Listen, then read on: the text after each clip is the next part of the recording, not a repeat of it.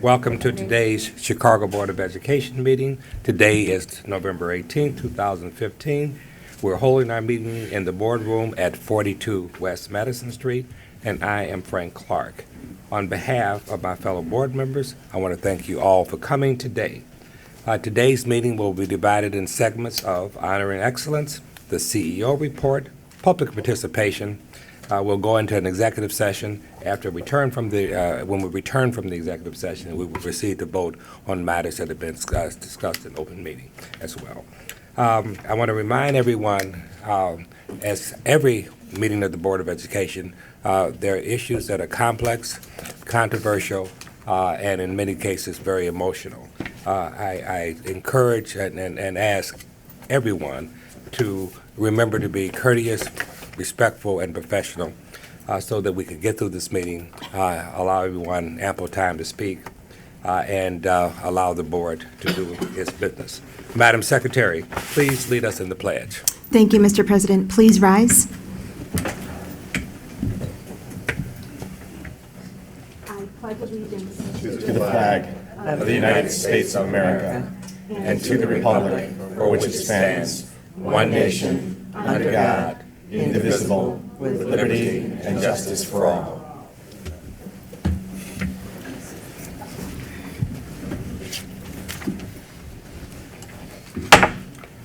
The regular meeting of November 18th, 2015 is called to order. Madam Secretary, please call the roll. Thank you, Mr. President. Member Furlong. Present. Member Jordan Turner. Present. Vice President Reese. Here. Member Ward.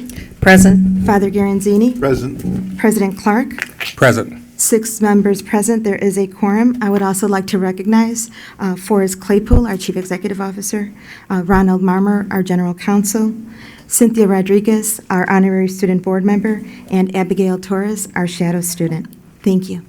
Thank you. Today, we do have a shadow student with us, and our Honorary Student Board Member will introduce her. Cynthia, please tell us about Abigail Torres. Thank you, President Clark. I have a shadow student joining me today. For each of the next 5 board meetings, we will invite different students from Chicago Public Schools to join so that they can experience a board meeting. Today, we are joined by Abigail Torres, a senior at Juarez Community Academy.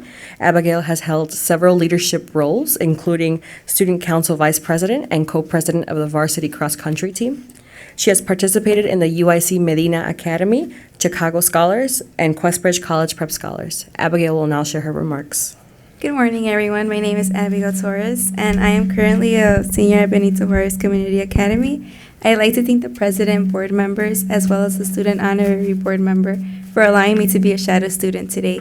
It is an honor to be able to be here, and I look forward to listening to people's ideas and the plans that we have for CPS schools, as I am passionate about being part of a positive change.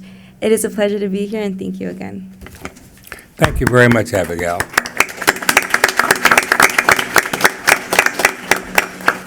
You know, when you hear these young people speaking in a public forum, don't forget how challenging it is. It's those of us that are a little bit older been accustomed to being in front of an audience is one thing, but for these young people to stand up, it speaks so well for them, their teachers, and their future. We'll proceed with Honoring Excellence. Janice?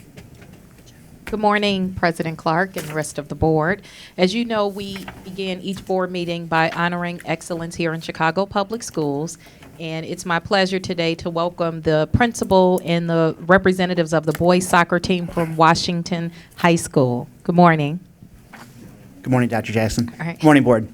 The Washington High School was invited here today because they did a phenomenal job, not only in the city athletic competition, but advanced to the state and actually placed 4th, which is an amazing accomplishment for any student, but especially for our district. So I wanted to invite them down just to tell a little bit about their experience, to recognize the coach and the principal, and also give them an opportunity to highlight one of our neighborhood high schools that's really doing phenomenal work. So at this time, I want to turn it over to Principal Gallick to talk a little bit about his school that he's so proud of, but also his students who have done a phenomenal job representing the district. Kevin? Good morning. Thank you. Good morning, board. Good to see you again. Good morning. Such a pleasure to be the principal of Washington High School. There are always a lot of good things happening, but every fall it's an incredibly exciting time because we have a real tradition in boys soccer. And so as principal, I just get to go along for the ride. But what I've observed, which is so special, is the way our boys demonstrate, actually they're not boys, the way these men demonstrate humility on the field, strength, and when they compete at the highest levels, and they're so well coached. And so we're so proud of these boys. Please come join us on the far southeast side sometime. We have a lot to show off. I know Mr. Ruiz has already been out there last year. But credit most of this to their fine coach, Mr. Perez, who has been coaching Washington soccer for many, many years. So, Coach Perez. Good morning, Coach Perez. It's a pleasure being here among such distinguished, professionals. 20 years at George Washington High School, coaching, this, young man, current in the past, math teacher as well. Since 2010, our program came of age. We currently have, 6 regional titles, 3 sectional titles, 2 super sectionals, 1 state championship 2 years ago, and our most recent one this year, 4th place. So respectfully, I like to say that we at the moment are the most successful soccer program in the city, okay, for the past few years. And with the support of our, district, and current administration, we hope to continue saying so for many more years to come. But trophy medals aside, okay, the eventual final goal, as far as I'm concerned, me, the educator in me, is having this young man going on in life and becoming those future leaders, professionals that are ultimately going to be taking care of our, neighborhood and communities. Thank you for having us. Thank you. Thank you very much. Thank you. Hi, I'm Ashley Fleming. I'm also one of the boys soccer coaches. I've been on the team for 3 years, and I'm also a science teacher at George Washington. So I've worked with Perez and these young men for 3 years, and our team, obviously we love soccer, but our passion is really getting these boys ahead in life, just like Perez said. Our main focus is getting them into college and getting them a career that they're passionate about and they love, and that they become successful members of society. And so it's always, on the bus, they're doing homework. In the mornings, they're doing homework. We are always doing college applications. That's all we've been talking about all day. So that's really what Perez over here has really developed, but also with the support of our administration at our school. That's all our building supports as well. So that's really been just great. And so please come out to Washington, see what's happening there, and see our boys walk across the stage and move on to their next step in college. Hi, Allie Zimmerman, one of the other coaches at Washington and teacher at Washington. Just nothing can be possible without the support of our community and the support of our administration. We wouldn't be here if Mr. Gallick didn't support us the way he did. So we're just really thankful for that support. And then our 3 captains are going to come up here and speak. We have Miguel Rodriguez, Rogelio Catalan, and Josue Navarro.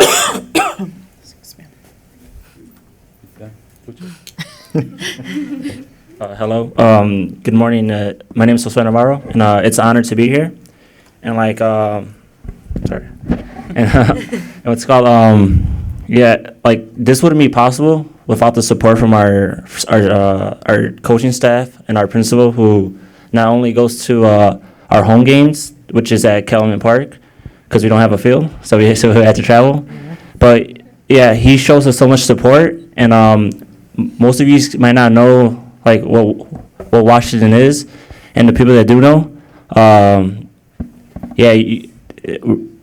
we try our best to represent ourselves in the community, and just because soccer season's over, we're not finished yet, because we still have one more year. We still have the rest of the year, and our main focus is school, not soccer. Yeah, it's an honor to win state 2 years ago and to be back. But we're trying to graduate the best grades we can, and scholarships is what we're aiming for. Yeah. Hello, my name is Rogelio Catalan. I am a senior at George Washington High School, and I would like to say that without the support of our administration and our teachers and coaches, we would not be where we are right now. I would like to thank also our coaches for keeping us on track and not losing the focus, the main focus, which is academics. They've always stayed on top of us, telling us to do homework and stuff. So that's always a good thing to have, the support. Yeah, that's basically it. The support that we received from our teachers, principals, and everyone, it's been tremendous. They've helped us email coaches, apply for scholarships, recommended us for scholarships. So it's been a great experience for me here at Washington High School. Good morning. I am Miguel Rodriguez. I am a senior at George Washington High School. I want to start off by saying that my team and I are completely grateful for the supporters and the administration at our school. I want to say that Principal Gallick has been behind us since day one, and it's been an honor to have him behind us, because not many schools can say that a principal, is behind their students in the class and in the field. I want to say that we are honored here to talk in front of collegians and to talk in front of youth, because we talked in front of the City Hall 2 years ago, and now this is another honor. And Mr. Claypool, CEO of our district, that this is an award for you as as behalf of the team. Thank you. Thank you. Take an award that you earned. Thank you very much. Wow, we really appreciate that. Let's give them another round of applause.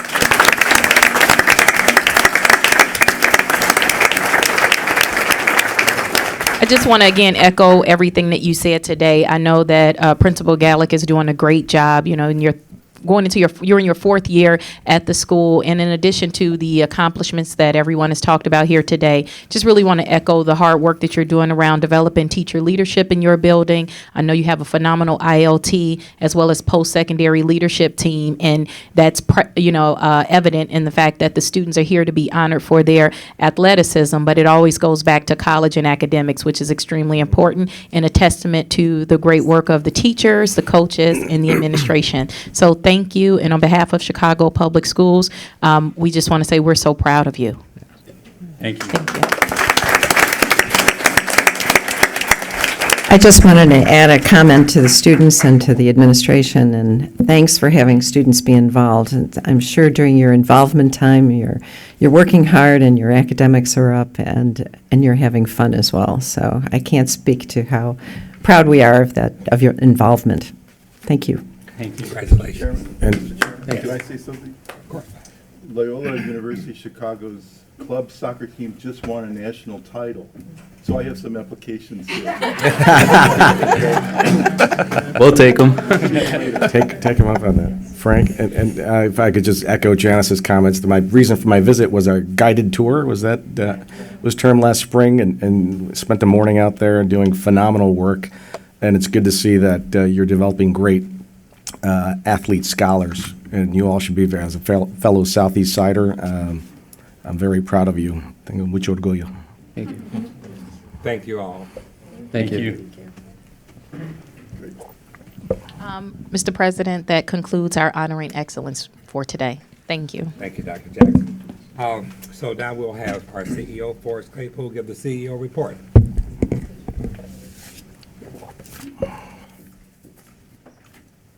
Thank you. Thank you, Chairman Clark. I want to begin today with an update on the situation at Prussing Elementary School, where a carbon monoxide leak sickened students and teachers. I attended the LSC meeting at Prussing earlier this week, and let me say first that I am deeply sorry for what the parents, teachers, staff, and children went through there. Our first step in addressing the situation was to immediately make sure that the building was safe, and then investigate what led to this incident and put safeguards in place in all of our facilities so that it doesn't happen again. What our investigation revealed was a series of cascading accidents that led to the evacuation. First, a malfunctioning regulator allowed too much gas into the boiler vessel, which produced more carbon monoxide than normal. We replaced the regulators on both of Pressing's boilers, and we have inspected all regulators in all 661 of our schools. Second, the carbon monoxide detector was unplugged. We have put 8 carbon monoxide detectors at various locations throughout the school. Finally, the fire door that led into the school should have been closed, but was open. The fresh air door should have been open, but was closed. The school engineer's responsibility was to maintain the detector and keep the doors open as appropriate. The engineer has been suspended without pay, pending disciplinary hearings and due process reviews. We've also asked a third party, Stanton Mechanical, to evaluate the boiler and make recommendations to improve its reliability and efficiency for the comfort of the school community. But let me be clear, the building and the boiler are safe for the students.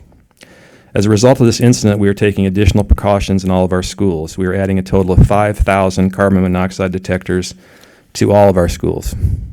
We will also continue working with the Chicago Police and Fire Department, along with our principals, to improve how parents are notified in the event of a medical emergency or school evacuation. We had 2 separate extended meetings with the top officials of Police and Fire Department, and including Fire Commissioner Jose Santiago, including a reenactment or simulation of the events, tracing from the beginning to the end. As a result of the experience at Pressing and the review, there are, as we speak, new protocols being adopted at the highest levels of the fire department to improve communication and improve the elements of an emergency situation and evacuation that occurred at Pressing.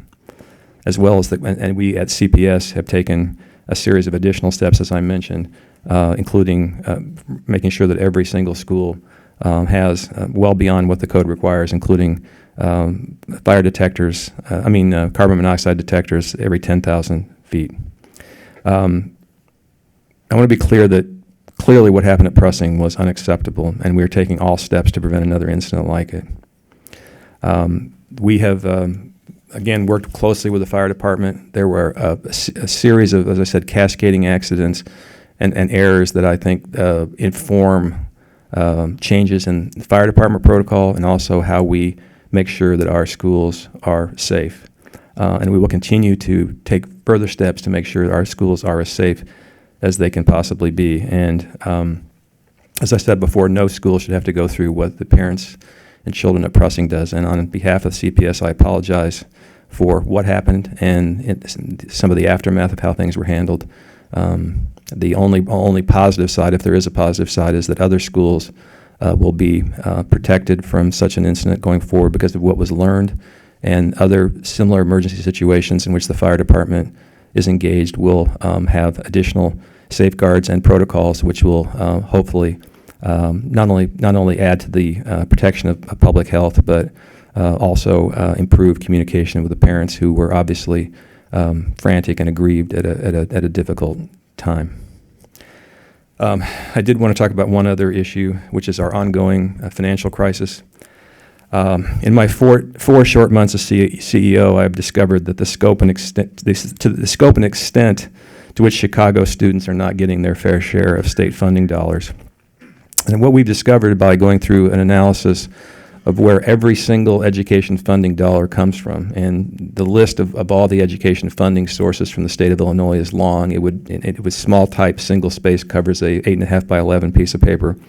But when you put all of those funding sources into a pot and you see where it goes, every bit of aid, whether it's the education funding formula, whether it's block grants, whether it's teacher retirement subsidies, you put it all into a pot. And what we've discovered is that even though our students make up 20% of the state's enrollment and have consistently for years, even though Chicago taxpayers pay 20% of the state income tax, which goes to fund public education, which has remained steady for many years, our children only receive 15% of the state funding dollars, the total pot, which means that our children, who are among the most impoverished in the state of Illinois, some of the most disadvantaged students in the state, receive just $3 from the state for every $4 that their counterparts in the suburbs and downstate receive. And that is a fundamental unfairness, a fundamental inequity that cannot stand. It violates every value we have as Americans, and it must be addressed by Springfield. If we receive 20% of state dollars for 20% of enrollment, we would receive an additional $458 million a year, which happens to be close to the amount of our budget hole this year, which would prevent the type of threats to our classroom that we're looking at in the second semester. It would also be a huge down payment on what we have to do next year to dig out of a $1.1 billion hole. But what it does is it makes possible doing that, and it requires obviously continued hard work here in management of the CPS to drive efficiencies. It requires a fair teacher's contract. It requires the mayor fulfilling his promise to help if the teachers union and the state steps up. But together we can dig our way out of an unprecedented fiscal crisis that threatens the very foundation of the Chicago public school system, but only if everyone is part of the solution. And only if Springfield takes the first step. And that's why we are asking that Springfield recognize this inequity. And we have pointed out repeatedly that the state of Illinois is last in the country in taking poverty into account in school funding. And in fact, Illinois is one of just 6 states in the country in which, when you combine local funding and state funding, that low-income students receive less dollars on a per-pupil basis than children in affluent communities and middle-class communities. So the debate about poverty and extra funding to reflect the needs of high-poverty students, which are more expensive, that's a debate we can have, and we can have another day. We're not even asking for more money based on our disadvantaged students. What we're asking for is simple parity, equality. This is not a request for a bailout. It's not a request for a bailout. It is a request to be treated like every other school district in the state of Illinois. Just give us the same as every other school district receives. In our case, that's 20 for 20. 20% of the enrollment, 20% of the funding. And if Springfield will recognize that inequity and correct it, that unequal treatment, we can overcome this financial crisis.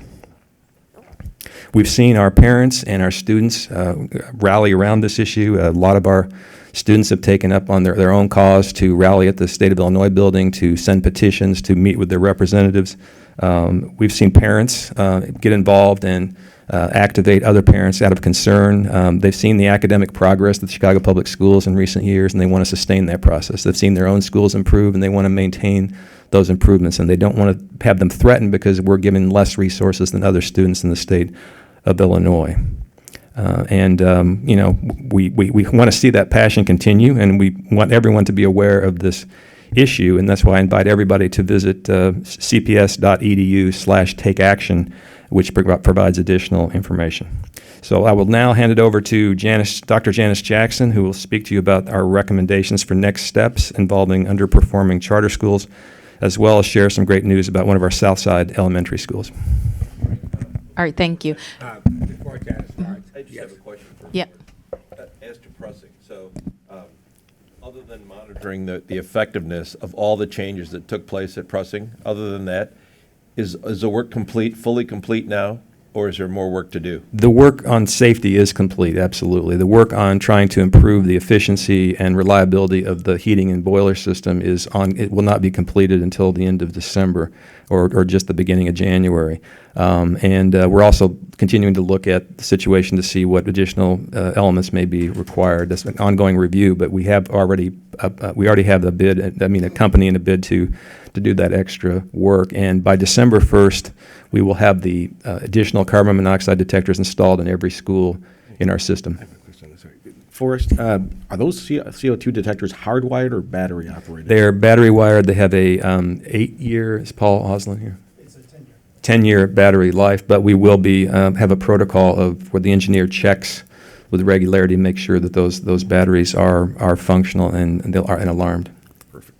And Forrest, before we go on with Janice, the incremental 5% going from 15 to 20 and allowing us to have parity with everyone else in the state, those dollars, that almost $450 million or so, would be an ongoing and continuing revenue stream. That would allow us to avoid some of the one-time fixes we rely on today that don't really solve our financial crisis. Is that correct? That's correct. One more question. First, does the fire department visit each school at the beginning of each academic year and check all of these There are inspectors that do every year. Again, Paul, where's Paul? I'm sorry. Oh, I'm sorry. Alfonso, I'm sorry. Yes, so there are periodic reviews both from the fire system and on other emergency protocols. I believe every quarter we have our fire and safety to look at some of these things in that fashion. We also have detailed emergency procedures that have been written down for all sorts of activities, so all sorts of eventualities. And the city had approved the boiler system in September, as I recall. Yeah. That is correct. Yeah. Gail? Did you have a question? Oh, okay. Any others? Thank you. Okay, Dr. Jackson? Okay. Before I go into the presentation, as Forrest alluded to earlier, I have two announcements for the board.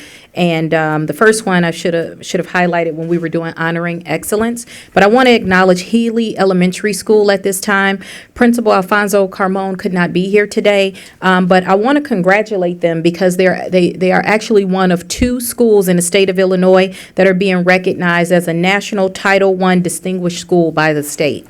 And a lot of our schools have received, commendations this year from the state, but it's important because this distinction only goes to two schools. So we only had one school here in Chicago, and this is definitely a testament to Principal Carmon's and his staff's focus on data, small group instruction, and just the environment that they have. I would encourage any board member that hasn't had an opportunity to visit Healy Elementary to attend their school. The principal is phenomenal. He has a phenomenal group of teachers. He's one of our ISP principals, so he's already been rewarded and acknowledged for his exemplary leadership, and this is just another feather in his cap. The other thing that's important to note about this school, in addition to their focus on data-driven instruction, is that they invest heavily in servicing bilingual students and their diverse learners. So again, this is a model for how all of our schools should operate. As a Title I school, they're delivering high quality and effective instruction on a daily basis, but they're drilling down to those groups that really need the additional support and providing that support, and as a result, they're being recognized by our state. Second, I wanted to make a more bittersweet personnel announcement, and I apologize to the board because this is a recent announcement, but I didn't want to wait between now and the next board meeting to make the announcement. But our Chief Accountability Officer, John Barker, will be relocating back to Memphis. Many of you have met John that have been on the board for years, and he's been here at a few presentations.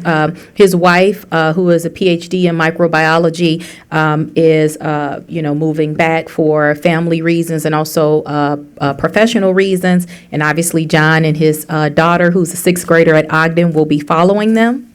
This is a tremendous loss for the district. I've had an opportunity to work with John as a principal, network chief, and now as a chief education officer, and his commitment to the district is unmatched.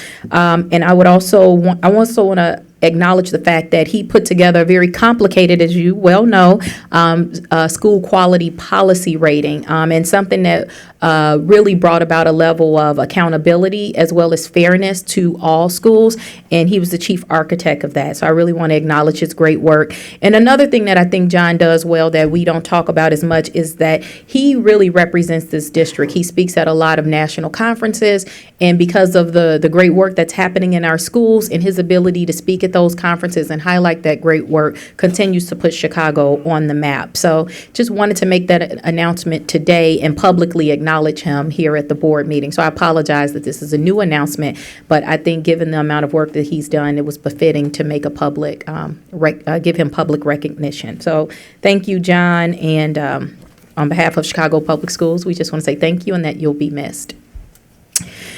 With those two announcements past us, I want to transition to the presentation that's prepared today regarding the recommendations to close 4 charter schools.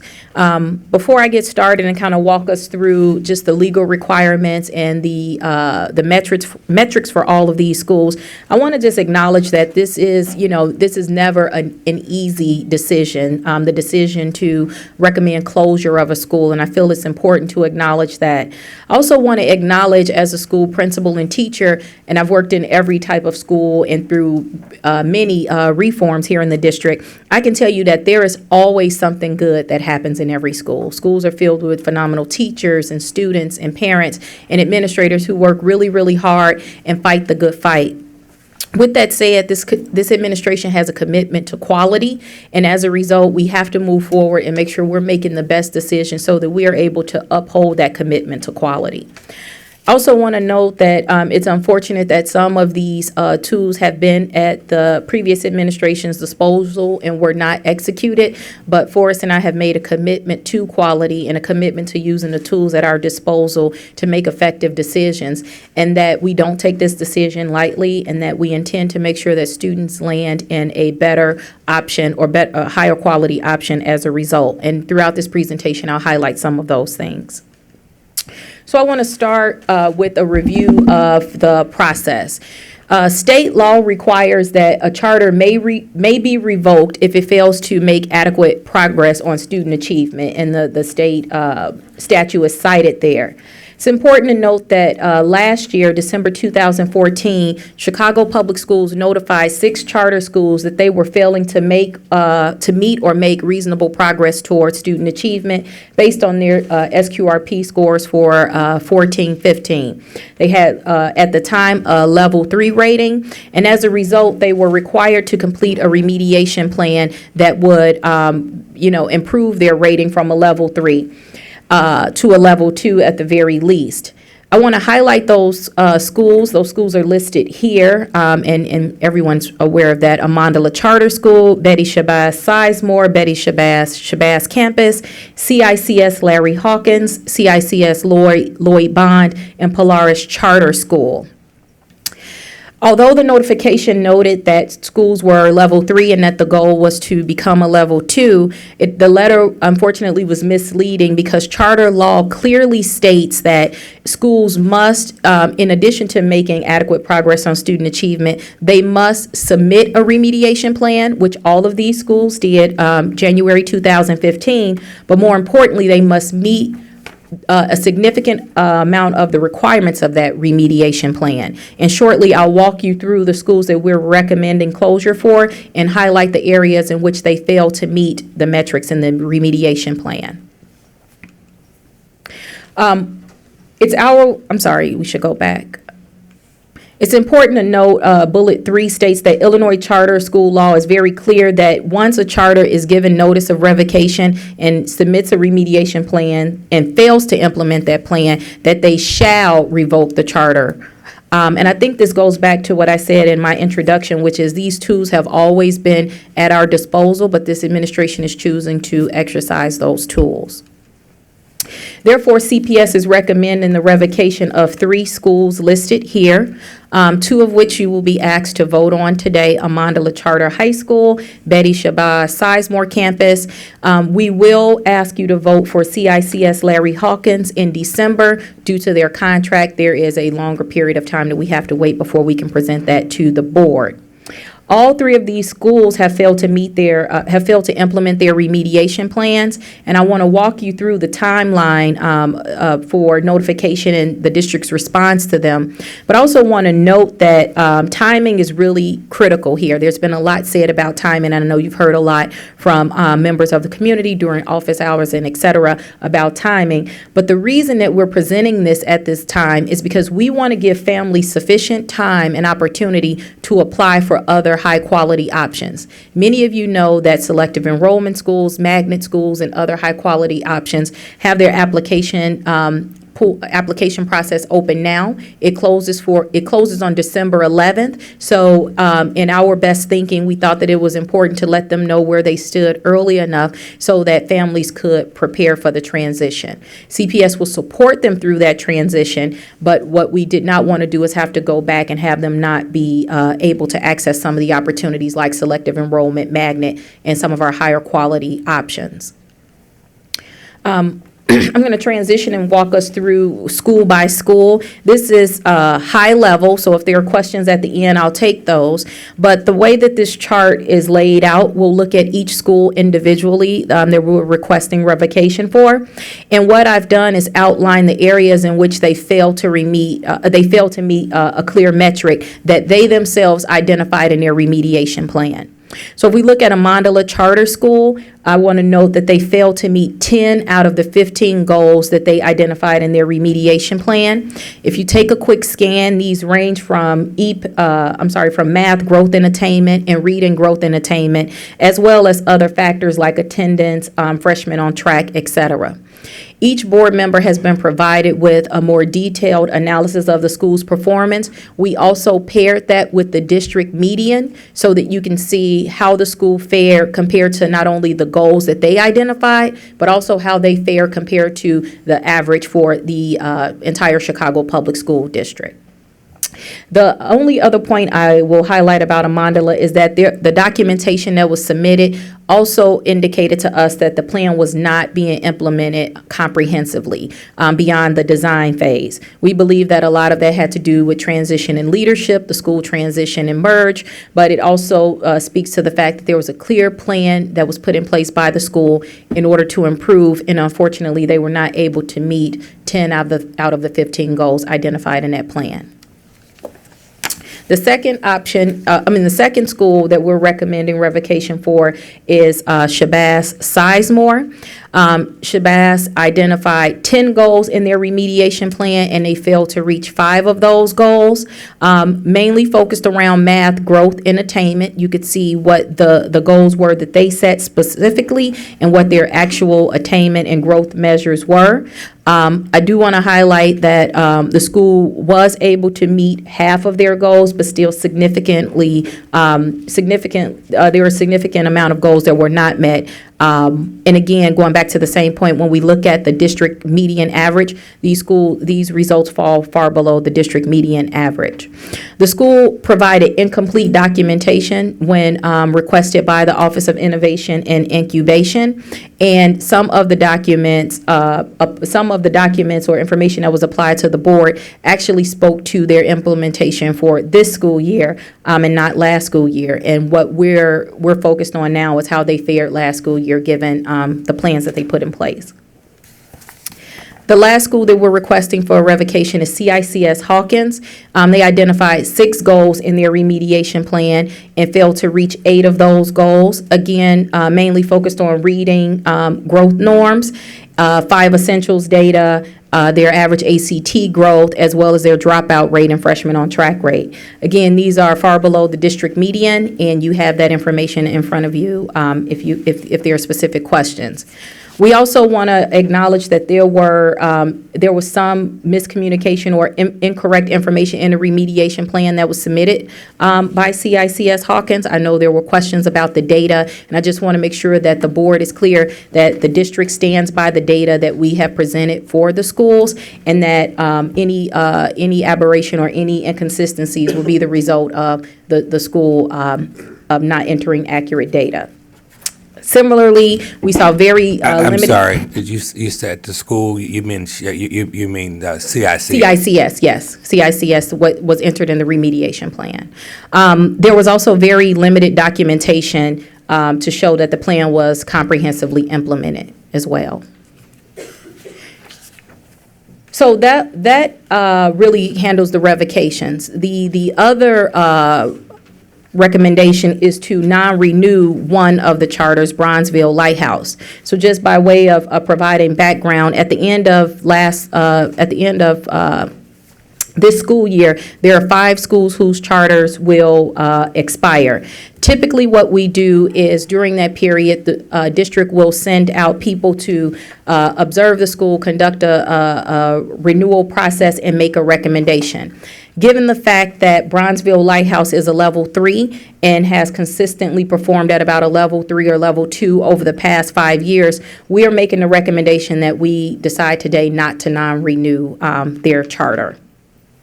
Again, just citing state law, which has been cited a few times throughout the presentation, but that the district does have the right to non-renew if the school fails to make or meet adequate progress for students. The same timing considerations are present here. We want to make this announcement now to be fair to families and allow them an opportunity to find a quality option prior to the next school year. Quickly here, there's a scan of the academic performance for Bronzeville Lighthouse over the past 5 years. And as you can see, this most recent year, they are level 3. But again, back and forth over the past few years with level 2 and 3 on both our former policy and also the new SQRP policy. We enacted a new board policy at the last board meeting that looked at the 2-year average for all schools. And the 2-year average for Bronzeville Lighthouse is a 2.0, which is well below the benchmark that we identified as being a quality operator for a quality school for a multi-site operator. Therefore, we're recommending non-renewal for Bronzeville. Dr. Jackson? Yes. One question. When you, this last comment here about the present policy, is the present policy governing this, or is it the previous? What's governing this is state law, so I just want to be clear. So the district has a right to non-renew in any school that's not making adequate progress. So Bronzeville would fall in that category. The present policy strengthens state law and gives the board, the district and the board, the ability to enact it. But I want to be clear that these tools have been available to the district and that we are we've decided to exercise our right to use them. So thank you for asking that, so I can clarify that point.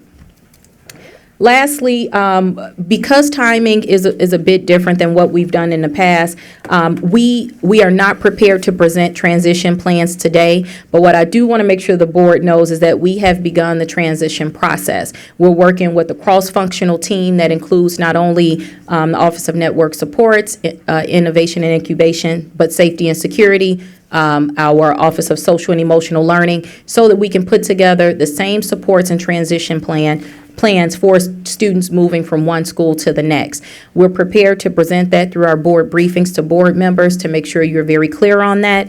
But some high-level things that we plan to do is first send letters home to all of the affected families as a result of the decision if you vote to revocate and not renew the charters today.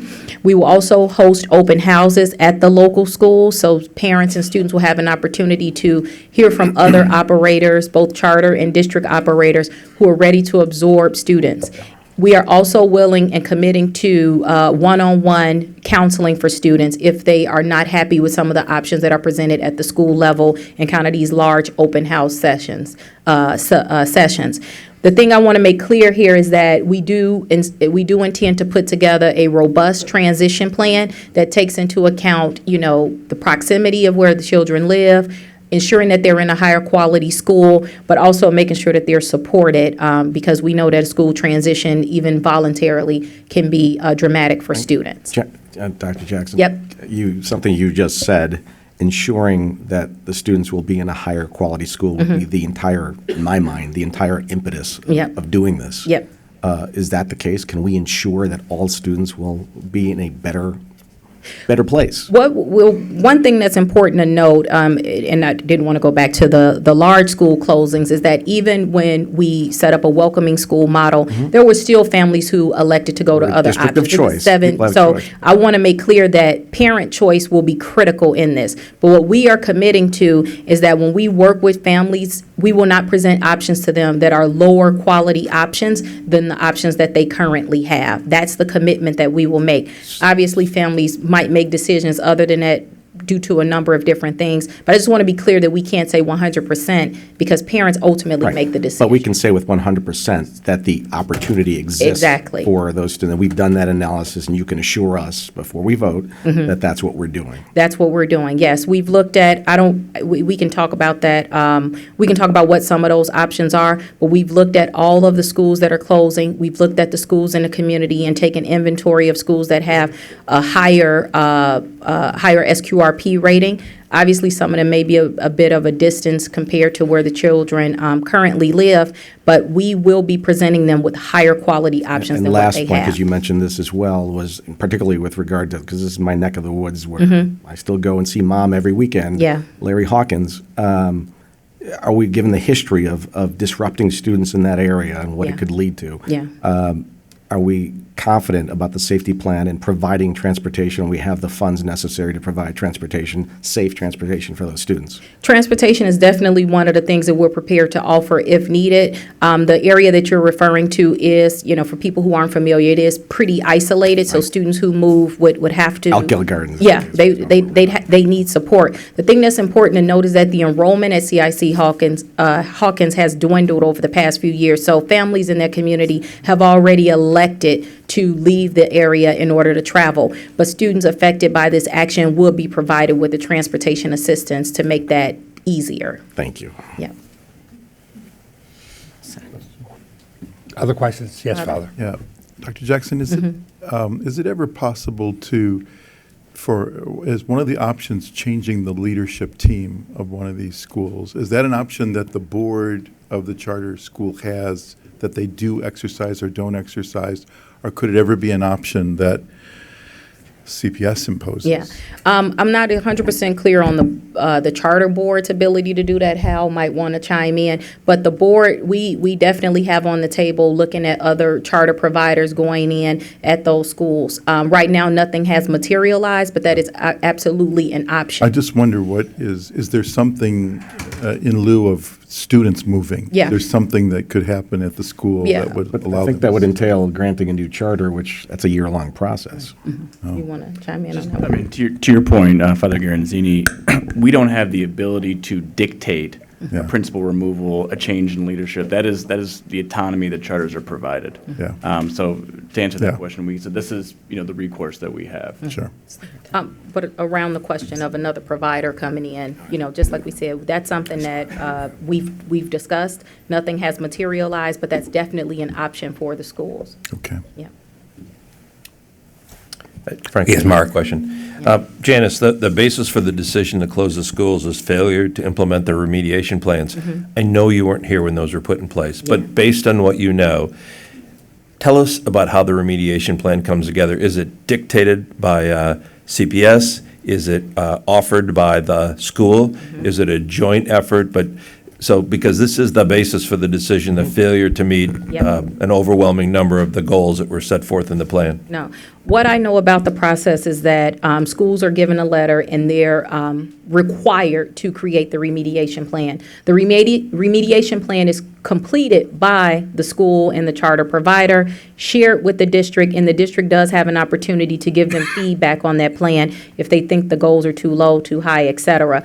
So there is a little iteration at that point. Once the plan is created, it's the school's responsibility to implement it. It's the charter board or their governing body's responsibility to manage that. So just to give you an example, with the district-led schools put together their CIWP, Continuous Improvement Work Plan. It's the network chief's responsibility to make sure the principal is implementing that. We don't have that authority over charter schools to make sure they're implementing that plan. They have a degree of autonomy that allows them to do that. What our responsibility is to make sure that students are making adequate progress under the charter. And when that doesn't happen, we have a responsibility to either allow that school to continue or to revoke their charter. Thank you.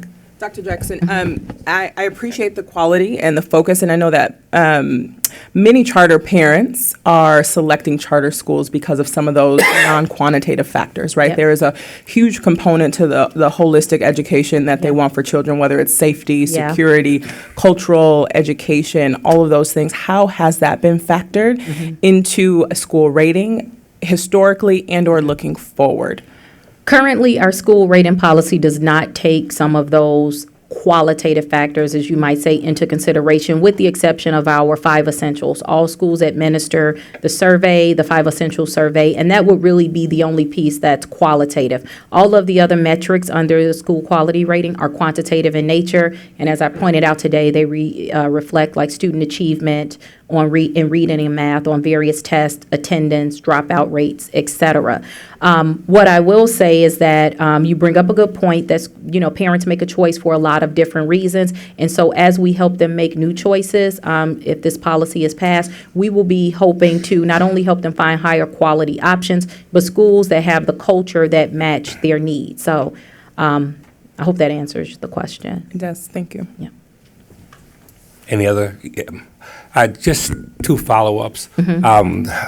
Much of the feedback, mails, calls, conversations zero around 2 issues. With respect to the school closings that we're considering. One is we've changed the rules in the middle of the game, and I want you to address that. And 2, that the numbers that you displayed are not the correct numbers. The schools have all submitted different numbers. You've already answered this, but I think it's worth answering again. That we are very comfortable.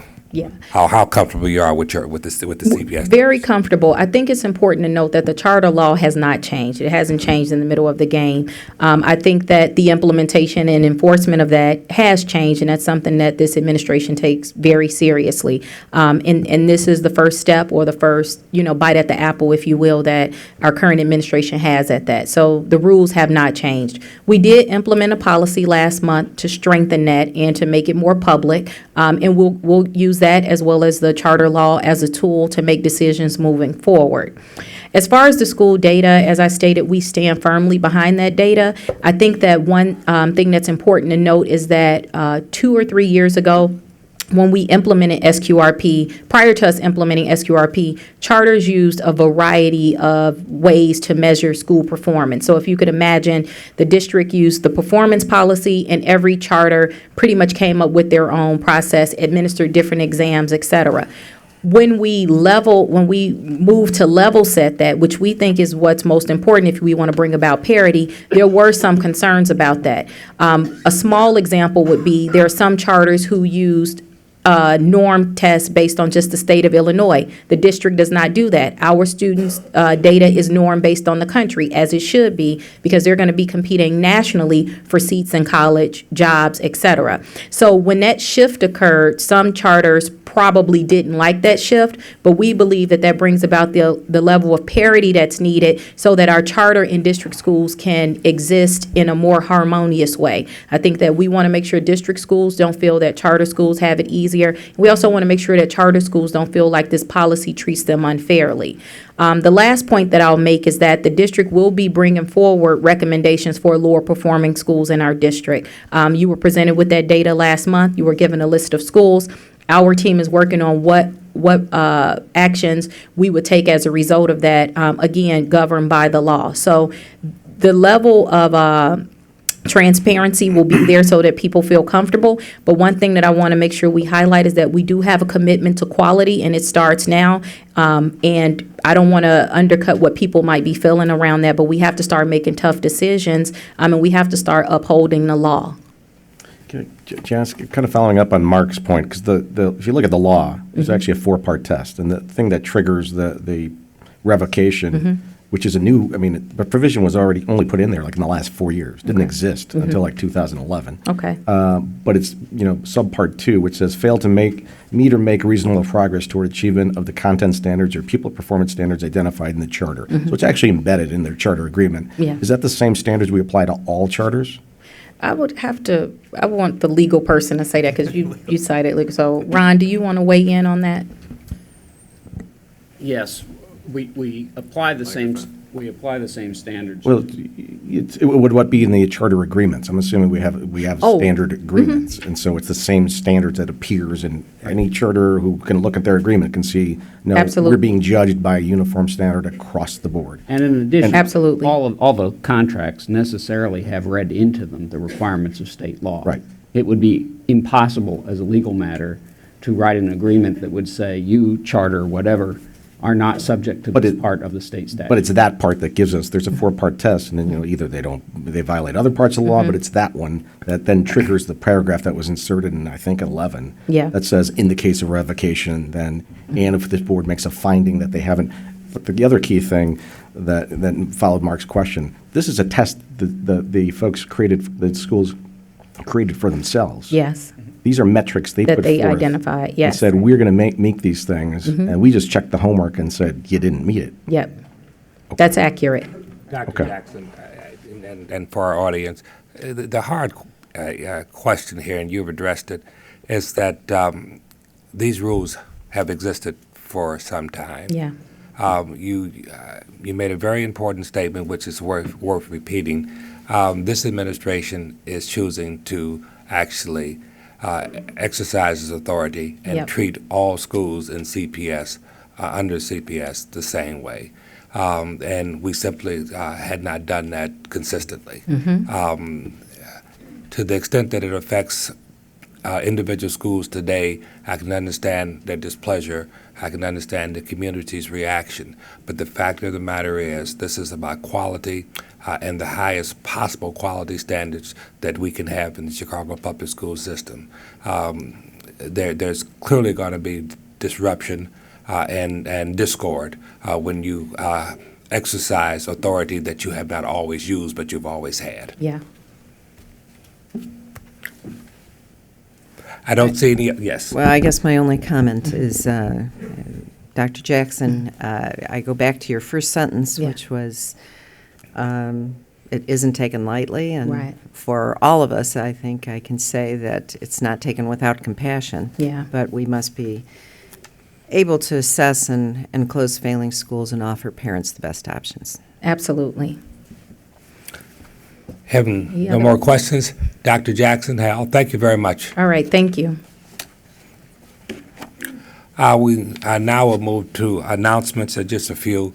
I want to continue to encourage everyone, parents and others, to use our website in reaching out to CPS, and that website is cpsboe.org.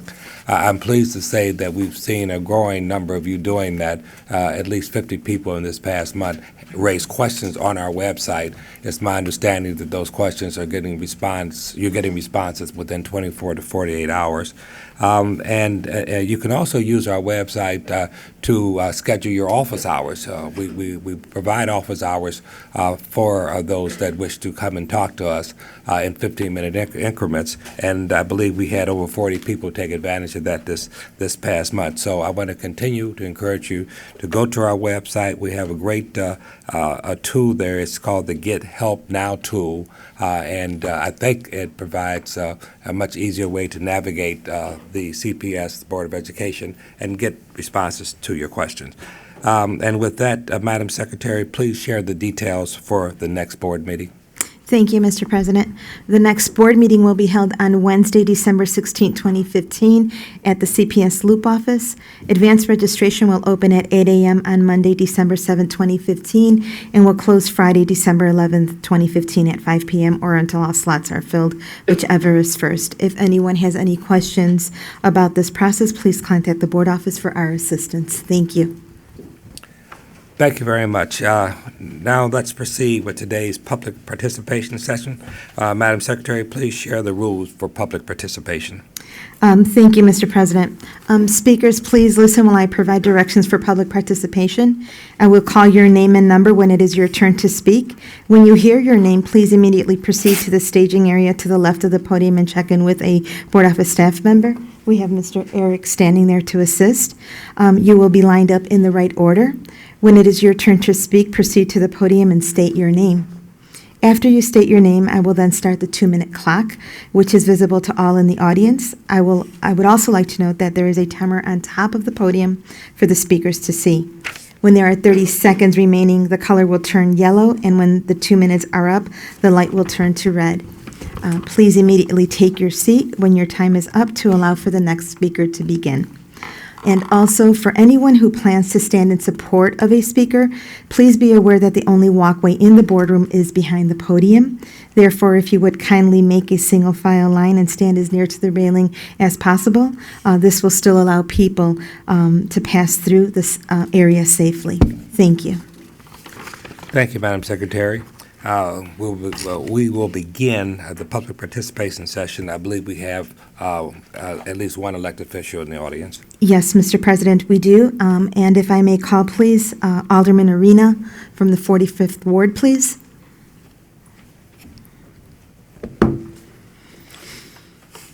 Thank you, Mr. Chair. I'm here today because of a situation that occurred on October 30th. And if you'll bear with me, could everybody just take a deep breath? You trust that that air you're breathing is safe and clean. Well, on Friday, October 30th, there was a very bad day at Pressing Elementary. It didn't start out that way. The kids would have had their Halloween parade, and it was a beautiful, clear fall day outside.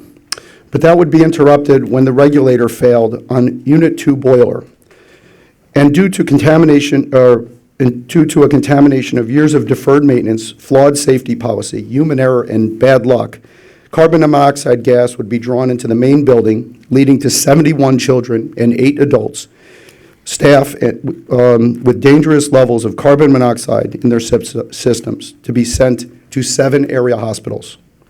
Maintenance on the boilers had been deferred despite the past and present principal, the past and present engineer, and the LSC having documented the poor condition of the boiler since 2013. Surprisingly, there were no alarms to alert the staff or the children to the danger because CPS policy had not been updated to ensure that CO detectors were installed in the buildings where children learn. Had this been the case, I do not believe that one child would have been exposed. According to a CPS investigation, an old and rusted fire door would jam open and a fresh air vent was left closed, causing the contamination to the air to be drawn into the main building. Whether the one CO detector in the boiler room was active is less relevant because the boiler room is 60 feet from the main building and 20 feet underground. Begging the question, who in safety and security thinks that if an alarm goes off where no one can hear it, that somehow makes the building safe and secure? So I'm here today with many of the parents who are dealing with the aftermath of this frightening event, that they have to soothe their fearful children as they enter the school where they saw teachers and friends fainting. We are here to seek accountability for what happened and to make sure it does not happen again at Pressing or any of the schools in this city. To CPS accountability means terminating Pat Kelly, the school's part-time engineer. But it does not mean discipline for the head of safety and security for not foreseeing the needed policy mandating CO detectors in the buildings where children spend their days. Does it mean termination of the boiler inspector who certified the heating system as safe despite Unit 1 being down and long list of reports of trouble with the entire system? A rusted fire door that did not seal or the CO detector plugged into an outlet near a washing machine that many contracted custodians had access to. Who at CPS is being fired for the system-wide violation of the Group 4 code that requires that an engineer be present at all times when a boiler is under pressure? This is about trust, and I have little for CPS, and with all due respect, this board. But since I find myself in a position to force some measure of accountability, this is what I'm doing on behalf of the parents, student, teachers, and administrators. First, I received at best a confused and vague assurance that policy would be changed at CPS concerning the placement of CO detectors where children and staff are. I am introducing in today's City Council meeting a revision to the city's building code to mandate that CO detectors are placed one for every 10,000 square feet in every school building. Second, because 6 months ago when we all learned that Barbara Bird Bennett would be indicted and has since pled guilty to corruption that cost CPS over $23 million, I am introducing a resolution to call for the CEO, the board president, and others to come before the City Council Committee on Education and Child Safety to inform us on what measures have been taken within CPS to correct the flaws that allowed a CEO to steal from our children. I want to know what has been done to hold accountable those that make decisions that lead to that level of corruption. When an organization is this troubled, I do not trust that removing one person that represents the head and one person that represents the boots on the ground is enough. I want to know what has or will happen to address the fat, unhealthy middle of this body.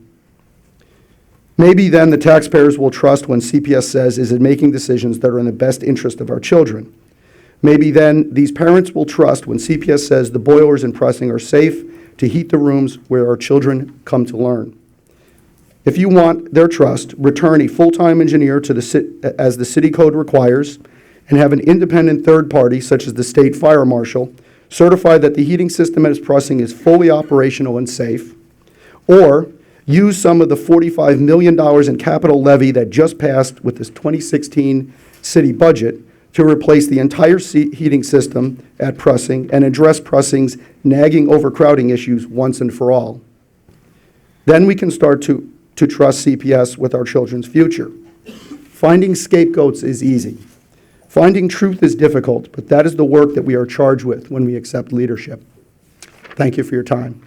Thank you, Alderman.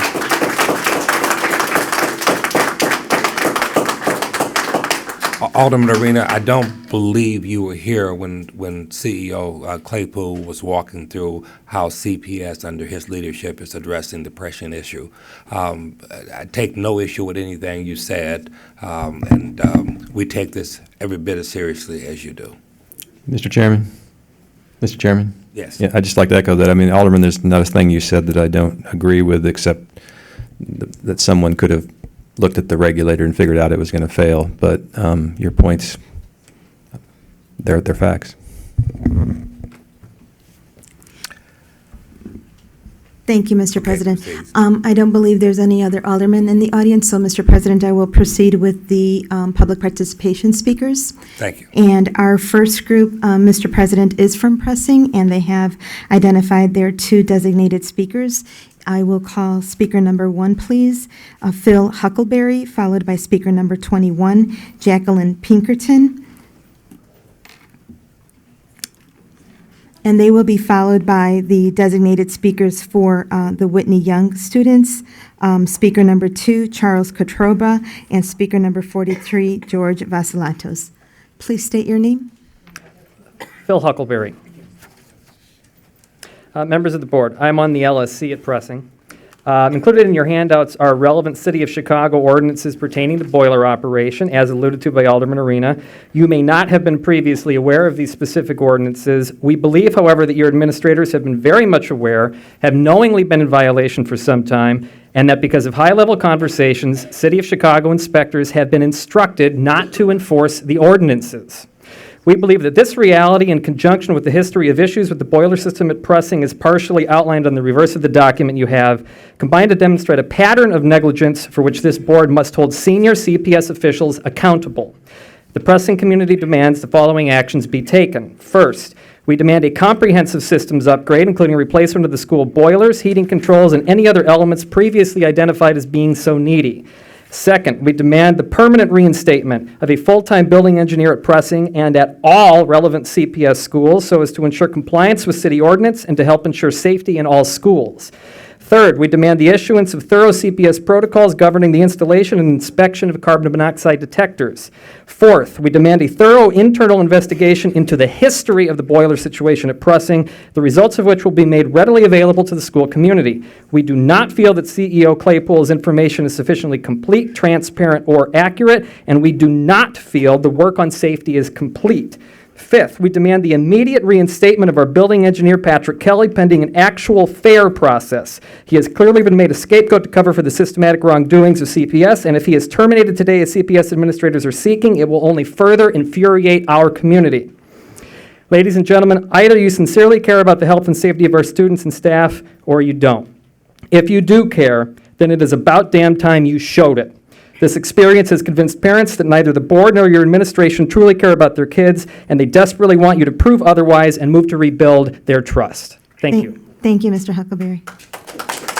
Our next speaker, please. Please state your name. Jacqueline Pinkerton.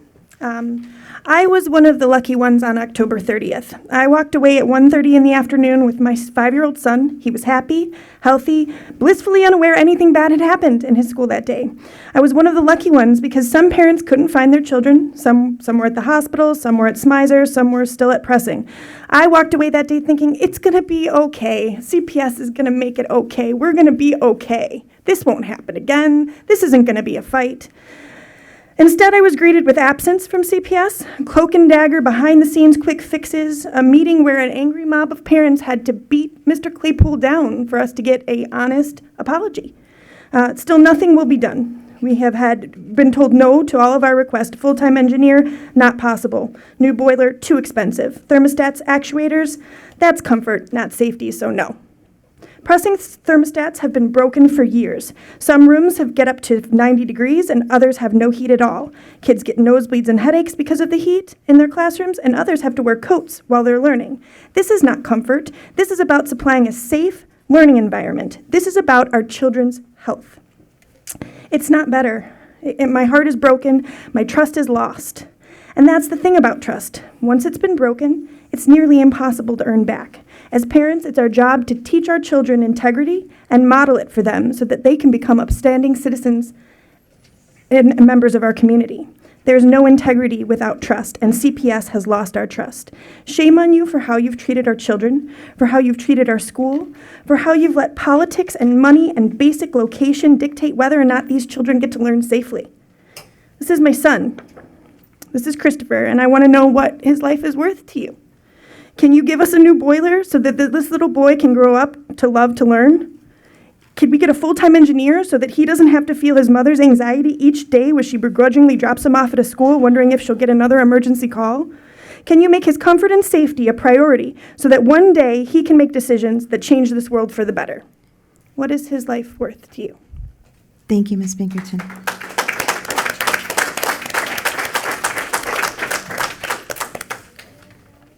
Please state your name. Good morning. My name is Charles Carterba, but you know me as student ID number 50268532. What you guys are doing is really unacceptable. You cannot threaten to lay off 5,000 teachers. You cannot threaten $500 million in cuts. And worse, you cannot use Springfield's own mismanagement to cover up your wrongdoing in creating this, and also your inaction over the past 4 months. Over the past few days, the Chicago Students Union has collected around 1,000 note cards from students saying why you need to come up with a plan, along with Springfield, to fund our education.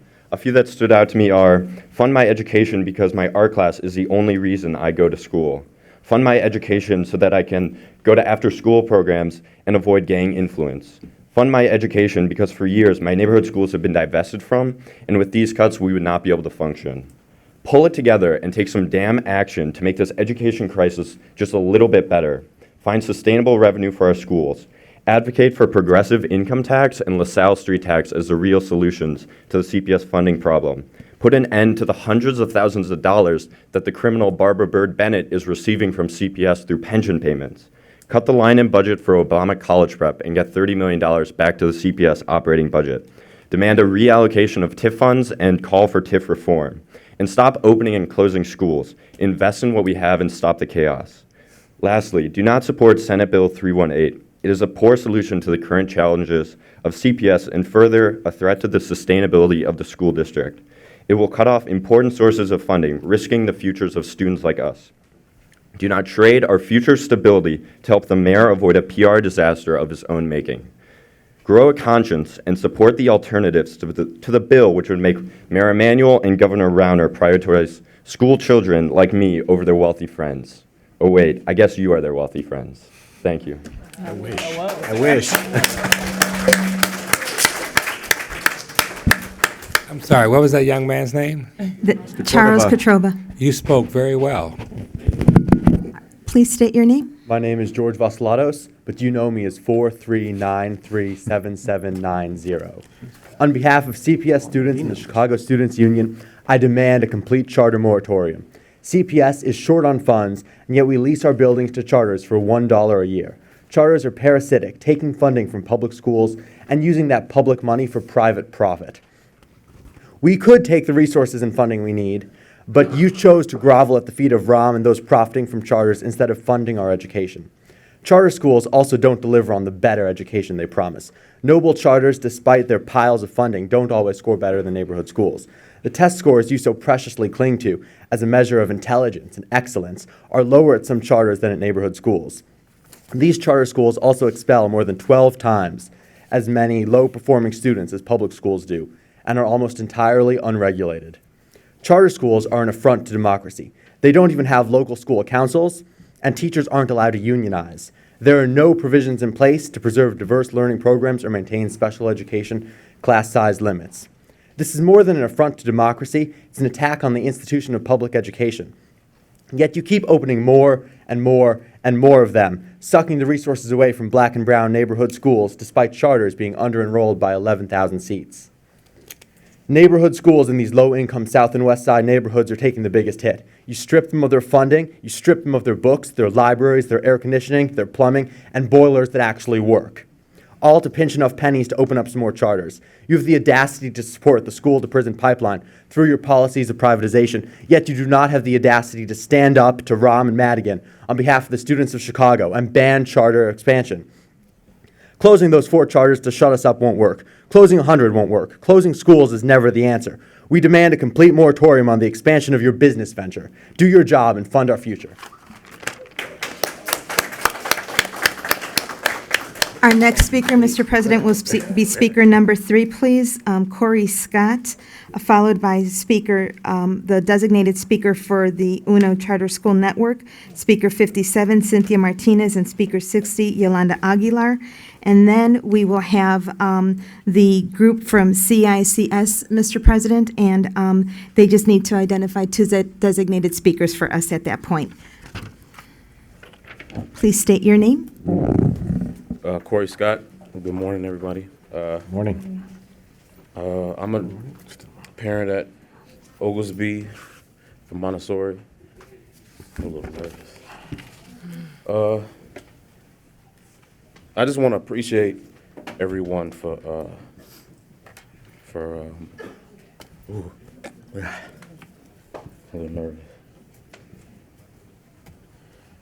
Thank you. I appreciate the instructors, the teachers, the parents who support us.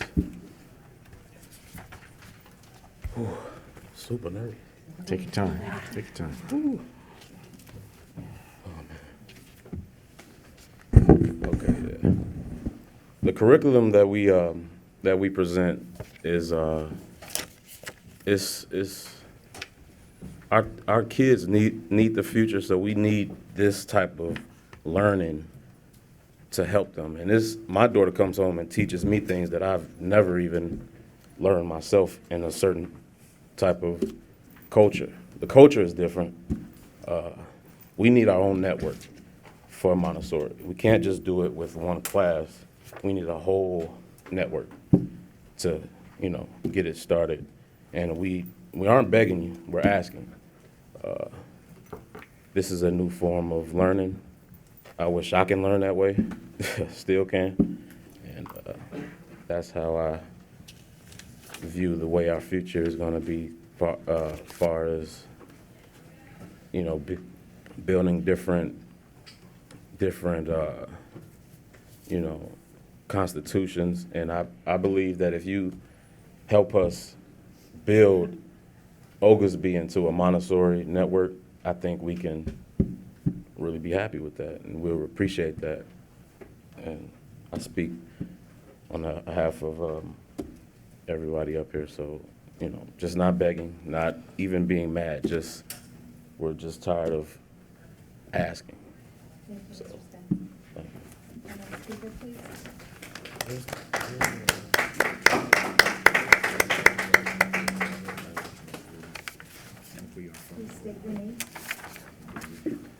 Good morning, members of the Board of Education. It's a great honor to be here representing UCSN Clemente Charter School.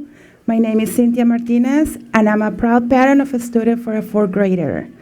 Around the time that UCSN was ready to open, my husband and I were trying really hard to find a good school to enroll our daughter in her 1st grade. And we were really nervous that we couldn't find a really good school to where my daughter would receive a good education. Then UCSN called and my daughter was accepted. So we went to visit the school and we signed her up. Since then, I can honestly tell you that it was a blessing for us. Everyone at the school is really involved with us, from the nurse to the principal to all the teachers and even the secretary. And of course, our wonderful coordinator. My daughter is getting a great education and she's doing really well in there. I feel comfortable that my daughter is safe in a very good school, so I never worry about anything while I'm at work because I'm confident that she's in good hands. UCSN staff encourages every family to be involved to the fullest extent in the education of their children.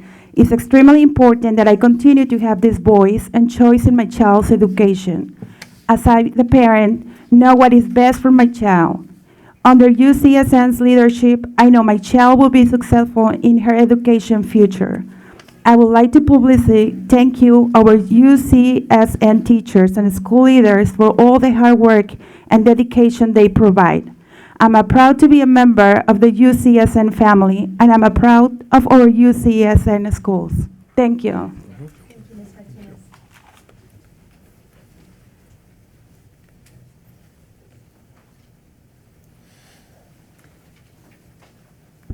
Ok, les voy a hablar en español. Buenos días, la Junta de Educación de Chicago, presidente Clark, distinguidos miembros de la Junta. ¿Puedes mover el Mi micrófono nombre es- más cerca? Para Gracias. Buenos días, la Junta de Educación de Chicago, presidente Clark, distinguidos miembros de la Junta. Mi nombre es Yolanda Aguilar y soy una madre orgullosa de un estudiante en la escuela de Octavio Paz. Como madre de familia que reside en la ciudad, estoy más que entusiasmada en elegir a dónde puedo enviar a mis hijos a la escuela. Estoy muy contenta con la educación excepcional que recibe mi hijo. En USSN, todos sus profesores están comprometidos con su éxito y siempre están disponibles cuando los necesitamos. Member of the board, my name is Yolanda Aguilar. I am a proud mother. I have a student at Octavio Paz School. As a mother of family, we are living in the city. I am proud of having the option to send my children to the school of my choice. I am very happy with the education, exceptional education my son is receiving from Charter Network. All the teachers are compromised with the success, and they are always available when we need them for any information. Haber elegido a una escuela ejemplar para mi hijo ha sido una experiencia maravillosa, ya que los hechos hablan por sí mismos. Las escuelas públicas de Chicago recientemente publicó en sus informes de valoración y la calidad de cada una de las escuelas primarias y secundarias en la ciudad.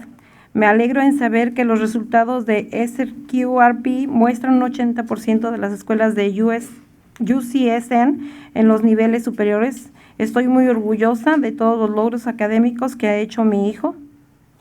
For me, it's been an exceptional experience choosing an exemplary school for my child. Chicago Public School published recently the level of quality of the school. I'm happy to know that our schools, the UNO network, UCSN. Okay, that's a big difference. Yes, it's good. They are 80% of the school. They are in the top level of education. I'm very proud of this, of all the academic achievements of my child, and also believe sincerely that the UCSN has a leadership dedicated and a team of teachers dedicated to the success of our students. Okay. UCSN anima a todas las familias a participar en la educación de sus hijos. Es muy importante que yo tenga una voz y una opción en la educación de mi hijo como madre. Sé lo que es mejor para mi hijo bajo el liderazgo de UCSN. Sé que mi hijo tendrá un éxito en su futuro educativo. Quiero públicamente agradecer a nuestros maestros y líderes de UCSN por todo el esfuerzo y dedicación que proporcionan. Me siento orgullosa por ser miembro de la familia de USN y de sus escuelas. Gracias por su atención. Lastly, UCSN encourages the family to participate in the education of the children. It's very important for me to have a voice and an option in the education of my child. As a parent, I want what is best for my child. Under the UCSN leadership, I know that my child is going to be successful in the future, his education, future education. I publicly want to thank our teachers, our leaders, for all the effort and dedication. So I'm very proud of being a member of the family, UCSN, and I am very grateful for your attention. Thank you very much. Thank you. Thank you. Mr. President, our next group of speakers then are from the CICS, Larry Hawkins. If you can please identify who your two designated speakers will be. Currently, Mr. President, we have 5 individuals that registered. Is Aaron Leno in the audience? Courtney Clay? Rodney Hall? Hawkins? Or Beverly Huron? Thank you. So, Mr. President, the next group we'll move on to then are the individuals that registered for the Betty Shabazz Charter School. And they have a group of speakers as well, and 2 students that wish to address the board. I will call on speaker number 13, please, David Ireland, speaker 15, Danielle Robinson, speaker 34, Makita Keperu, and then we have our 2 students, 37, McKaylee Long, and 47, Bill Conadu. Please state your name. My name is David Ireland. I'm the CEO of Betty Shabazz International Charter School. To my left is Dr. Carol Lee. She is our board chair. We had a written agreement and a plan that called for our school to move from level 3 by the end of the 2015 school year. We met that objective, and our school is now a level 2 school, and we're working hard to get that school to a level 1. Regarding the internal goals, we overachieved many of the goals, and we stayed steady on a few. Yes, we didn't exceed all 10 of them. But we got to level 2, and that to me is reasonable progress. We did that in 1 year. I recently had a conversation with one of the elected officials. He sets policy for education in the state of Illinois. And I asked him, what did you get on your ACT? He said, I got a 21. I said, well, that's a decent score. He said, yeah, but I got a 9 the first time and a 12 the second time. So combined, I got a 21. What does a level 2 even mean? Is that Ivy League? Is that Big Ten? Let's talk about outcomes. Last year, 50% of our 8th graders graduated, 8th grade graduates tested and were asked to join selective enrollment high school. That's a life outcome in that neighborhood in Inglewood. Our approach to teaching students goes far beyond academics. Both of our now level 1 and level 2 elementary schools are located in the most impoverished, crime and drug-infested neighborhood in Chicago. Our students are in a safe haven, and the children want to be in that school. Our absentee rate is low for students and for teachers. Is that even measured?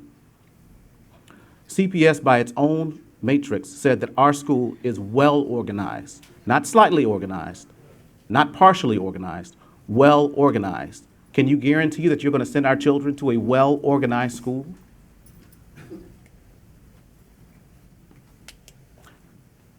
Our approach to teaching students goes far beyond academics. Both of our schools are now level 1 and 2 respectively.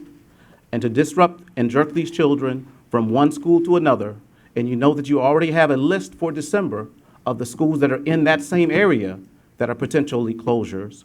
You're going to close our school potentially, move into another school, and then close that school.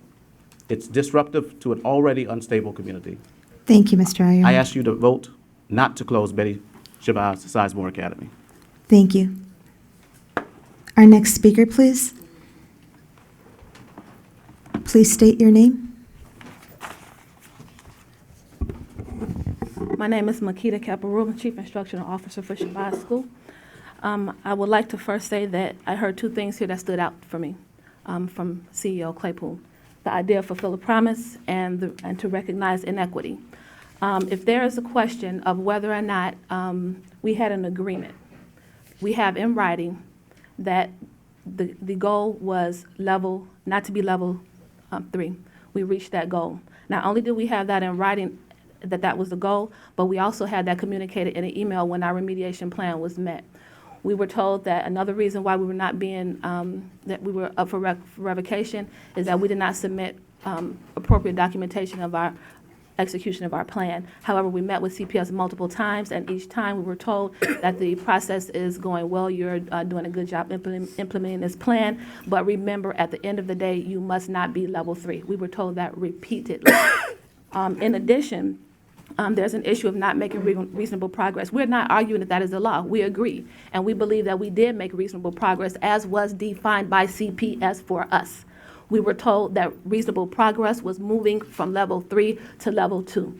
We communicated that to our family. We have to our families. We have children that worked hard for that goal. Those children could not only tell you what goal they needed to meet as a school, they could tell you what their pre-test scores were and what their post-test scores needed to be to move to make their personal goals. Not only could they tell you what those goals were, they could tell you what skills they needed to learn next to reach those goals. And just because they are children does not mean that you need to dishonor a written agreement that you had with them in a performance contract.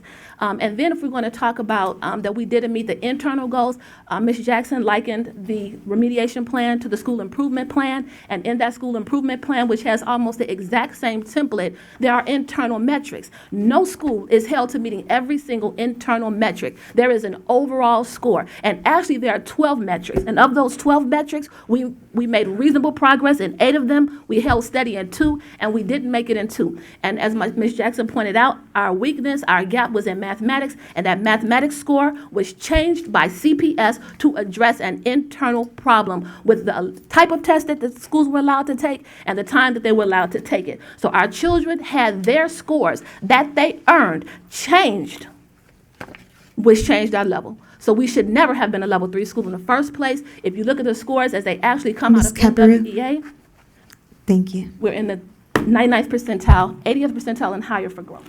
Thank you, Ms. Kepperu. Our next speaker, please. Yes, my name is Danielle Robinson. I'm the current campus principal at Barbara Sizemore Academy. So the claim that CPS makes about our school for the last 2 years that we have failed to make adequate progress and we are chronically underperforming is false and completely and totally misrepresented. When you look at the data as it comes out of NWEA, which is CPS's metric for the 2013-2014 school year, our students were at the 98th and 99th percentile school-wide in math. This is the national metric. This is an undisputed fact before the data was changed by CPS. In the last 2 years, our students have grown 1.5 to 3 times faster than all students nationally who start at the same level. Again, you have that data in front of you, the very first document. It's undisputable. It comes from the testing company. So my question is, why is CPS adjusting and reconfiguring data? Why aren't we using the national norms as they come out of CPS? The other big question here is whether or not closing BASA or Sizemore is actually going to present a better opportunity for our students. The reality is no. The data says no. Academically, they are not better. That's a fact. Our students are growing at a faster rate than all the students in the area. Again, a fact. And our school is safer. A fact. Based on that, the officers in our area that actually serve all of the schools in our district actually have come forth along with the sergeant, but all 3 have emphatically stated that our school is much safer, much calmer than all the schools that they visit. Our students express on a regular basis their fear of going back to the O'Tools and the Wentworths and all these other schools where our children come from. Our children come from these other schools first, and they come to us, and they make it here with us. And our children are petrified of having to go back to these schools. Excuse me. The data suggests, and the data says, that we are one of the best options in Inglewood. When I spoke to a class of my 6th graders the other day, several of them said that this would be the 2nd or 3rd school that they are attending that is either closing or slated to close. There were 13 out of 30 students in one 6th grade class who this was not a first-time experience for them. So what does this say about the schools in our area? And we are actually doing a very good job, but CPS is coming in trying to rip this school from children who have already had multiple schools ripped from them. We are safe. We don't have students bringing guns to school. We don't have children bringing weapons to school. We don't even have children disrespecting teachers and elders in Inglewood. These are the children that we are raising. And on top of that, they are learning. So if the question is really about what's best for our children, then Sizemore stays. Thank you, Ms. Robinson. Our next speaker, please. Please state your name. Hello and good morning. My name is Miss Shirley Long and I attend Barbara A. Sizemore Academy. I am in the 8th grade. Thank you for giving me this opportunity to speak. I know that you are thinking about closing my school. I do not think that this is wise. Bassa is a good school for me and my classmates. I love that I can come to school and feel safe. Our security is reliable, and our environment is smooth and calm. There are no fights, and the police are not here often. I love that we are learning life lessons. I have learned that you can't give up, or you will never succeed. I have also learned not to fear any challenges, but go for it. We learned about the virtues of Maya and the Nguzo Saba. We are taught not to only be smart people, but to be kind. This is very important. I love that our teachers are trustworthy and go the extra mile. My teacher could pick me up from home and take me to the school and work with her on her days off. Bassa is different from other schools because the environment is positive. On Fridays, we are rewarded for having no missing assignments and having acceptable behavior. Future students need Bassa. They can benefit from feeling welcome at school, from the greetings we do every morning on the morning circle, and being recognized on their birthdays. Please do not close Bassa. It is a very special place. Thank you for your time. Thank you, Ms. Long. Our next speaker, please. Hello, CPS Board. My name is Bill Conadu. I am an 8th grader at Barbara A. Sizemore Academy. I'm honored to speak on behalf of my classmates at Bassa. I know your board is considering to closing my school. I think this would be a big mistake. There are many reasons for keeping Bassa open. First, my teachers support me in my work. I am expected to do all of my work. They support us by making sure that we make up our work. They expect us to work hard and excel. I know that I will accomplish great things because of our classwork. We are going to do great things. We are told this every day. Second, Bassa is different from other places because it teaches us about our African culture and heritage. We learn about virtues of my aunt and Nguzo Saba, which helps us develop culture. We even learn Swahili words. Third, Bassa believes in rewarding students for good behavior and working hard. We are rewarded, not punished, for being good students. Future students can benefit from Bassa when they are given the chance to learn new things that will make their futures better. They will receive respect from their teachers and pushed to have a better education. I will be graduating next year, and so I have no real reason to speak up, but I feel my school is a great place and has prepared me for great things in high school. I am looking forward to the next great thing thanks to Bassa. Barbara A. Sizemore, the respected leader our school is named for, believe in quality education for African American students. I know you do too, so please keep our school open. Please make sure that students continue to have a place where they are cared for and expected to succeed. Thank you for listening. Thank you, Mr. Conadu. You two did a fine job, young man. Thank you, Mr. President. And our next group, Mr. President, will be the group from the Bronzeville Charter School, and they have identified 2 designated speakers, and they will be speaker number 19, please, Jackie Lindsay, followed by speaker number 39, Patricia Miller, and then we will have the 2 individual speakers from the Amandla Charter School, which will be speaker 42, Capria Priest, and speaker 52, please, Sarah Brennan. Ms. Lindsay?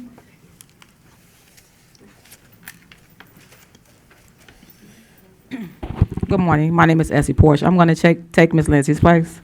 Okay, thank you, Ms. Porsche. She's Hello. speaker number 58. Hello, my name is Essie Porsche, and I'm a teacher and a parent at Bronzeville Lighthouse. Recently, CPS called Bronzeville Lighthouse a chronically underperforming school. I would like to speak today about our school data and why that is not true, as well as to highlight the actions that we have taken to increase student achievement in the past 2 years. In the history of Bronzeville Charter from 2006 to 2011, Bronzeville was a school with continuously increasing student achievement that resulted in a level 1 rating in 2011. Then, due to a turnover in our leadership, our school experienced a sudden decrease in achievement. However, we self-identified the issues our school faced and acted quickly to put a new leadership team in place.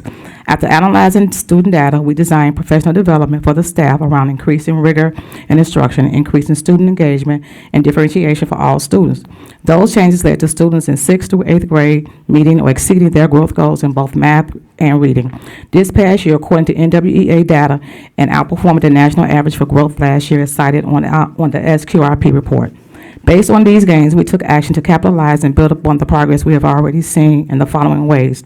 We thought strategically around staffing and the structure of the school day to allow for increased professional development and planning collaboration sessions for teachers that would ultimately provide students with opportunities to learn holistically through integrated units. Our work on school innovation for student achievement earned a grant through the Chicago Fund and True Schools.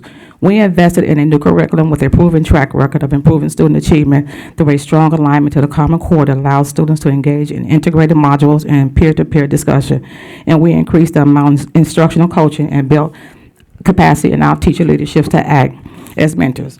As I say here today, I listened to Ms. Jackson say that all schools are treated equally, CPS schools and charter schools, but yet we have not seen that equality with Bronzeville. We were not granted a remediation plan. We were not given an opportunity to enter into a plan. They just decided to close us. Our leader, Ms. Page, the principal, has invited CPS board to our school several times to come out to look at our school. They have declined every time. Less than 24 hours before you all was somebody, whoever, was supposed to come do the charter renewal, they called us and said they were not coming.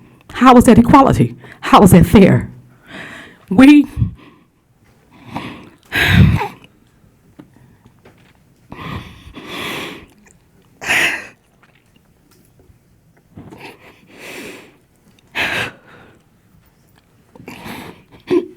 We just want the same chance that everybody else has been given. We want a remediation plan. We want to be able to tell our kids that we're moving in the right direction and given the opportunity and assistance that we can be doing this. We can perform the same as some of the other schools. We're only 0.5 away from a level 2 school. We, as you show in the data that they put up, in 2011 we were a level 1 school, and we're moving in the direction to get us back to a level 2 school, and eventually a level 1 school.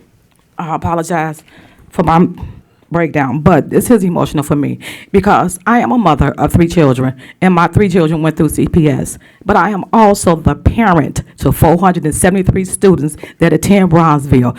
I look at every child that comes through that door as mine. I put in every effort I can to make sure every child that comes through there learns and is held accountable.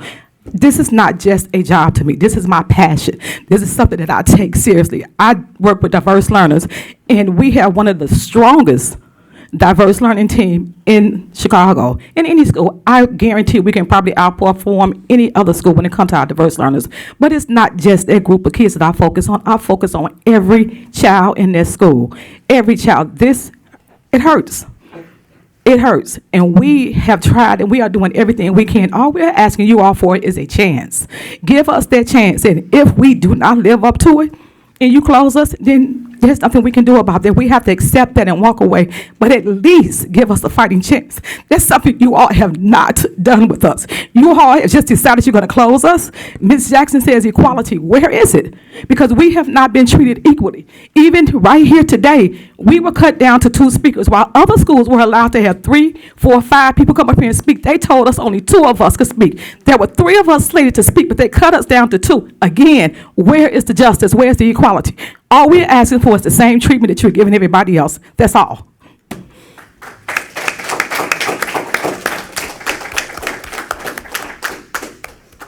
Good afternoon. My name is Patricia Miller. I have been a proud parent of 3 children attending Bronzeville Lighthouse Charter School since 2007, 2 of them who are graduating this year.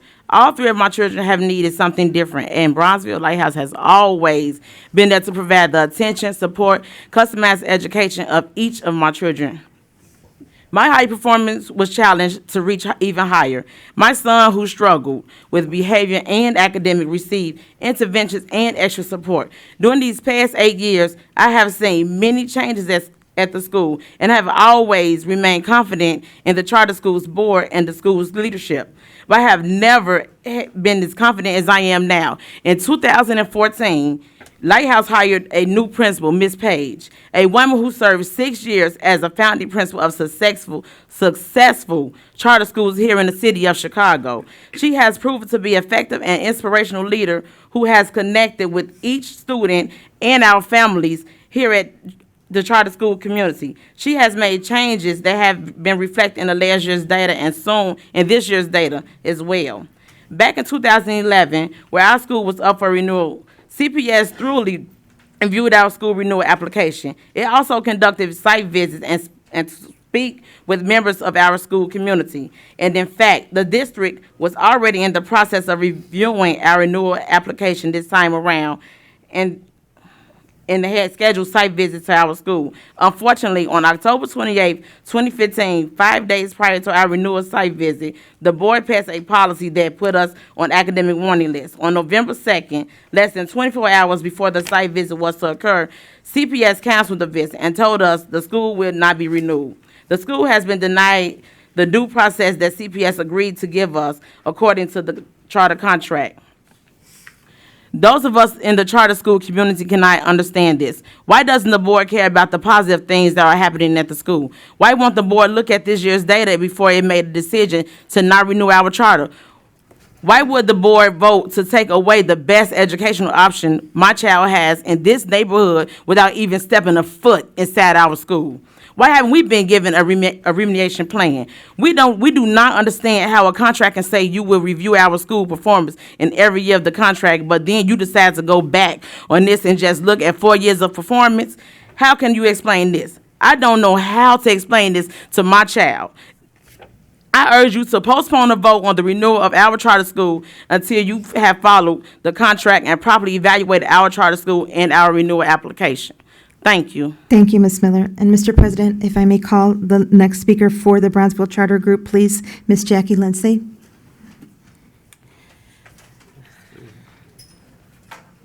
Ms. Lindsay. Due to the confusion of the speakers, we were told we were only going to have 2 speakers, so Ms. Porch actually read what I was going to say, but I will speak freely. I've been at the school for 3 years. I've seen the school go through a lot of changes, but I believe in the community. I believe in the kids there. And most of our kids, like other kids, have been displaced. They've been displaced several times. And so these kids, when you come in at the beginning of the school year, they're glad to see you because they don't know who's going to return to that school. So the kids have been through enough. They've been through a lot of changes already. We've had new leadership put in place. We're actually finally moving in the right direction. We just want a chance. We want the people to come out and review our school, look at our growth, look at the things that we have in place that are going to show that we are moving in the right direction. We want to point out that CPS said that they were going to hold us to the same standards. Every other school that was presented here today was given a remediation plan. Brownsville was never given a remediation plan. The data that they showed on the screen said that in 2012, 2013, 2014, we were underperforming. Nobody came to us at that time and said anything to assist us or give us any indication that our charter was going to be revoked or not renewed. Thank you. Thank you, Ms. Lindsay. Can I just clarify one thing, that you're a non-renewal, and according to my reading of the law, can somebody just confirm that? The provision where it says, in the case of a revocation, you can get this, that's why? I don't think the law, Ron or whomever, can you clarify that that's the case? Yes, that's correct. There is a difference between the revocation process under the law and the non-renewal. So the ones that are before the board for revocation. The law treats revocations versus differently. non-renewals differently. Yes. That's okay. We just want to be able to go to our children and say that we were given a fair opportunity, that we were given the same opportunities that the other schools were given. Thank you. Our next speaker, please.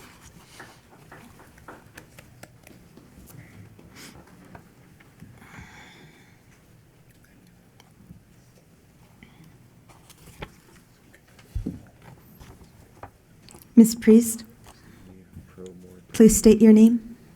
Capria Priest. Good morning, board members, CEO Claypool, and Dr. Jackson. As Amandala students, we have been exposed to many academic and social opportunities in a neighborhood where there are few. We feel as if CEO Claypool's recommendation to shut our school down is a betrayal to the Amandala staff and students. We were told to improve our academics, and although we did, our progress is being ignored.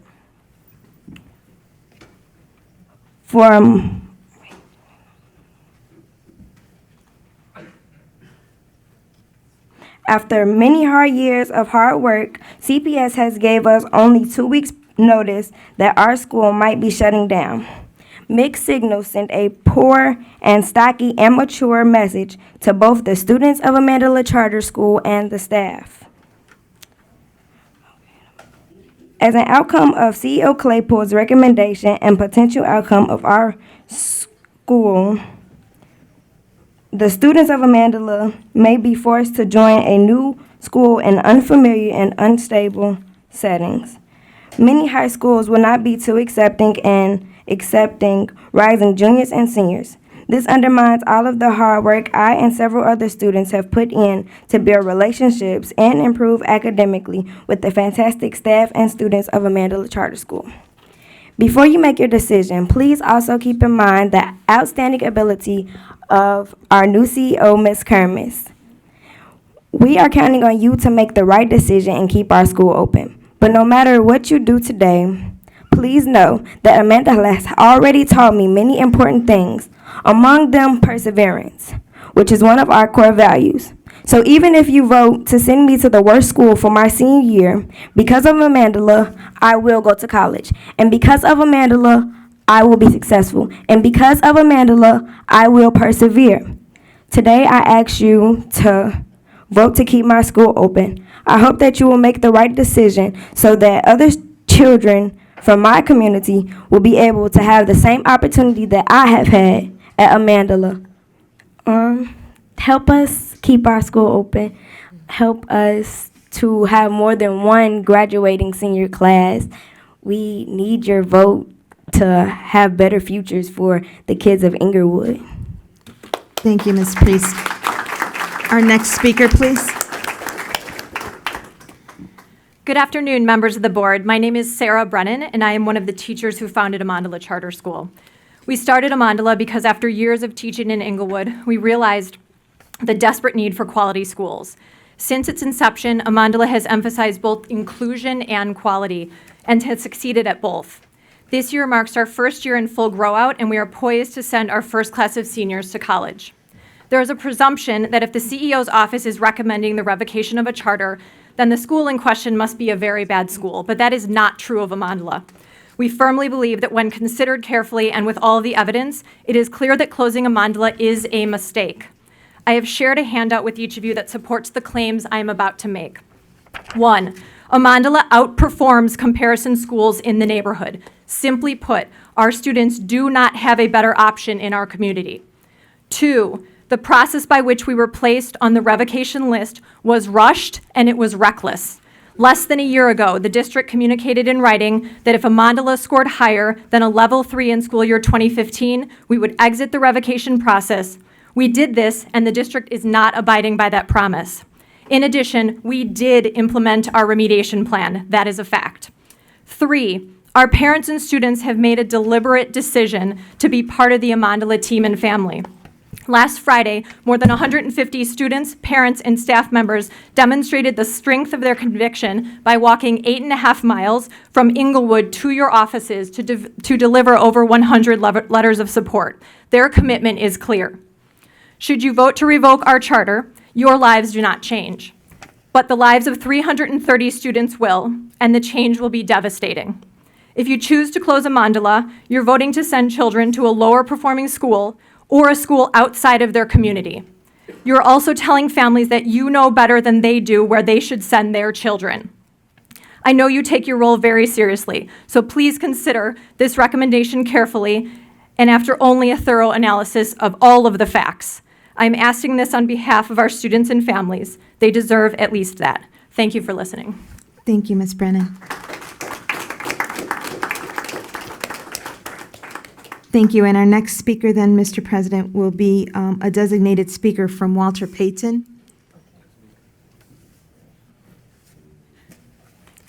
Speaker number 19, please, Matthew Mata. And then we also have a parent noted from Walter Payton, Kelly Hutchison. I'm sorry, Matthew Mata is number 18. Matthew Mata, please. Please state your name. Hello, my name is Matthew Mata, and I'm one of the editors at the Walter Payton Paw Print. And I wanted to clear up some grave misconceptions brought up by charter school proponents during last month's meeting. One charter school parent said, if it's working, don't stop it. However, those parents don't understand that the reason their neighborhood schools were unable to work or were closed was because of decisions made here and in Springfield to make our education a for-profit system.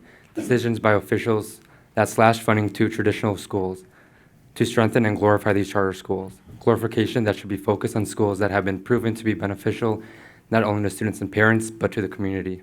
I don't understand how after hearing Principal Dunbar from Nash Elementary speak last month, leaders both locally and downstate don't see the importance of preserving schools through funding that reflects stories of success, stories that show perseverance despite the attempts to purposely slash funds and limited resources to make traditional schools inadequate.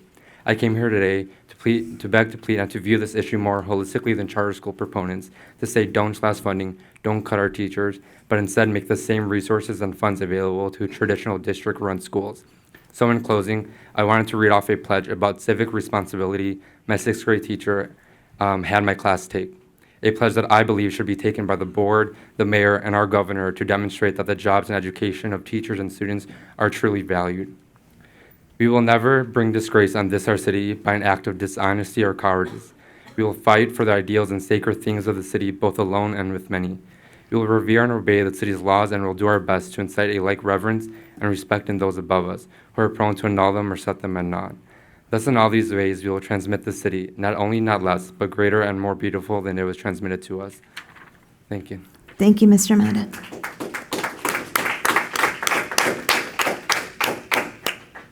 Good morning. My name is Kelly Hutchison. As we all know, Mr. Claypool has threatened to lay off 5,000 teachers in order to fill a $500 million budget hole. What effect would that have upon our school system that is already short on teachers and resources? If we take the total number of proposed cuts in teachers, divide by the number of CPS schools, we come up with each school losing about 22% of their teaching staff. As we have seen in the news, CPS students have organized over the last month. They staged a study-in at last month's board meeting. They protested 2 weeks later at the Thompson Center, and this past Friday at the Thompson Center. And yesterday, the parents protested. As one parent said, we are taxpaying residents, and we must voice our opinion. When Barbara Byrd Bennett came in, one of her first orders of business was a $23 million no-bid contract, and nobody said nothing.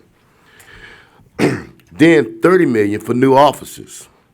$15 million for new furniture, where there's schools on the south side and west sides where kids are sharing books, they don't have desks, and their furnaces and their air conditioning systems don't work.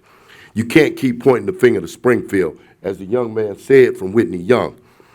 $68 million is enough for 700 of the 5,000 teachers, Mr. Claypool. The $53 million that was given to Chicago Police Department for security is enough for another 500 teachers. That's 1,200 of the 5,000 teachers. Springfield had nothing to do with that. As a school that has 60 teachers will lose about 12 of its teachers, creating a mass exodus from the public schools, but also creating danger for our kids. There will be a whole lot of other kids shot in jail. It costs $32, $35 a day to educate a CPS student. Sheriff Tom Dott said it costs $158 a day to house a prisoner. So what's the better investment, our education or put the kids in jail? Thank you, Mr. Hutchison. And for the record, closing Sizemore would be a mistake. My daughter went there and she's at Peyton, and let alone there were 2 kids that went to Peyton, 2 went to Jones, and 1 to Whitney Young. So closing that place would be a total mistake. Thank you, Mr. Hutchison. Our next speaker, Mr. President, will be speaker number 10, please, Cassie Cresswell, followed by speaker number 11, Alfred Rogers, and then we move on to the 2 individuals from CICS Irving Park, speaker 12, Albert Mendez, and speaker 20, Lindy Mandel. Speaker number 10, please. Please state your name. Hi, I'm Cassie Croswell. I'm part of the More Than a Score Coalition and also a board member of Raise Your Hand. As we've been talking about throughout this meeting, CPS has announced that they're going to close 4 charter schools based on a charter accountability policy implemented just a month ago. This accountability policy uses level ratings from the School Quality Rating Policy, or SQRP. There are significant problems with the current SQRP used to rate all schools, and we heard recently that CPS plans to revise the policy to make schools more accountable. The SQRP levels should not be used as the basis for school actions such as closings and turnarounds. And in fact, it's because of this that Raise Your Hand opposes the proposed charter closings and wrote a letter of support for Amandla Charter, which is being shared with you today. In the case of Amandla, the school has only been open since 2008. There's no data for a quarter of the ratings, graduation and college-related factors. The factors in the SQRP used to rate schools are far too dependent on standardized test scores and on metrics out of the control of a school. Currently, 65% of an elementary school's rating is based on test scores. For high school, it was 40% last year, revised to 25% this year because of problems with the tests.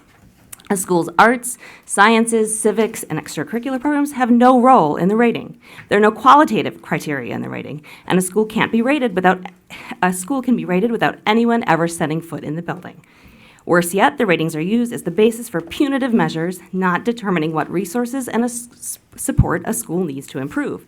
Other districts have far better, more meaningful systems to evaluate schools. New York City School Review truly takes into account multiple measures, not only test scores and graduation and attendance rates, but criteria like teacher collaboration and trust. Evaluating these areas not just by survey responses, but by the written findings of an external expert reviewer who visits the school to meet with parents, teachers, and students and observes instruction. Chicago families deserve a richer and more accurate picture of what's happening inside their schools. A task force that includes representatives of all stakeholders in CPS, including parents, principals, teachers, students, community organizations, and experts, should be formed to create a new school quality evaluation system. The deliberations of this task force should be fully transparent, and open to the public. And in the meantime, CPS should halt all school actions, including those for charters, based on the current deeply flawed SQRP. Thank you, Ms. Cresswell. Our next speaker, please. Please state your name. My name is Alfred Rogers. I'm a Gates Park Local School Council. I'm a Latino organization of the Southwest. Mr. Jesse Ruth, you're smiling, but I want to go forward. It's a happy day, hallelujah. The board has got some civility back to it. I'm watching, and I said, oh my God, what happened? If you remember last month, and I do, you wanted to hang people here because they were talking Spanish. Oh my God. When Janice said about the Healy School, they're teaching them Chinese over there. What would you do if I would? You really would have hung me, huh? So it's a happy day for this board. I can see the process now like this here. And I'm flabbergasted because right away I picked up that phone, not the right away, after thinking a little while, and I called Civil Rights over here on Michigan Avenue now. They had a number. The first they give me the English and then Spanish. But let me give you a little light besides as a local school council member. You don't have to be a citizen even to be on the local school council. All you have to do is have one of your family members attending that school. So, and we always endeavor to have a bilingual person with us, so that's a happy day. And again, Mr. Claypool, I do wish you well down over there, and good luck to you. I hope to see you Friday, that Latino caucus down over there. If you can talk with the governor maybe. And by the way, you should get that butter hardwired. Remember what I'm saying, please. Thank you very much. Have a nice day, everybody. Thank you, Mr. Rogers. Last call for Albert Mendez. And last call for Mindy Mandel.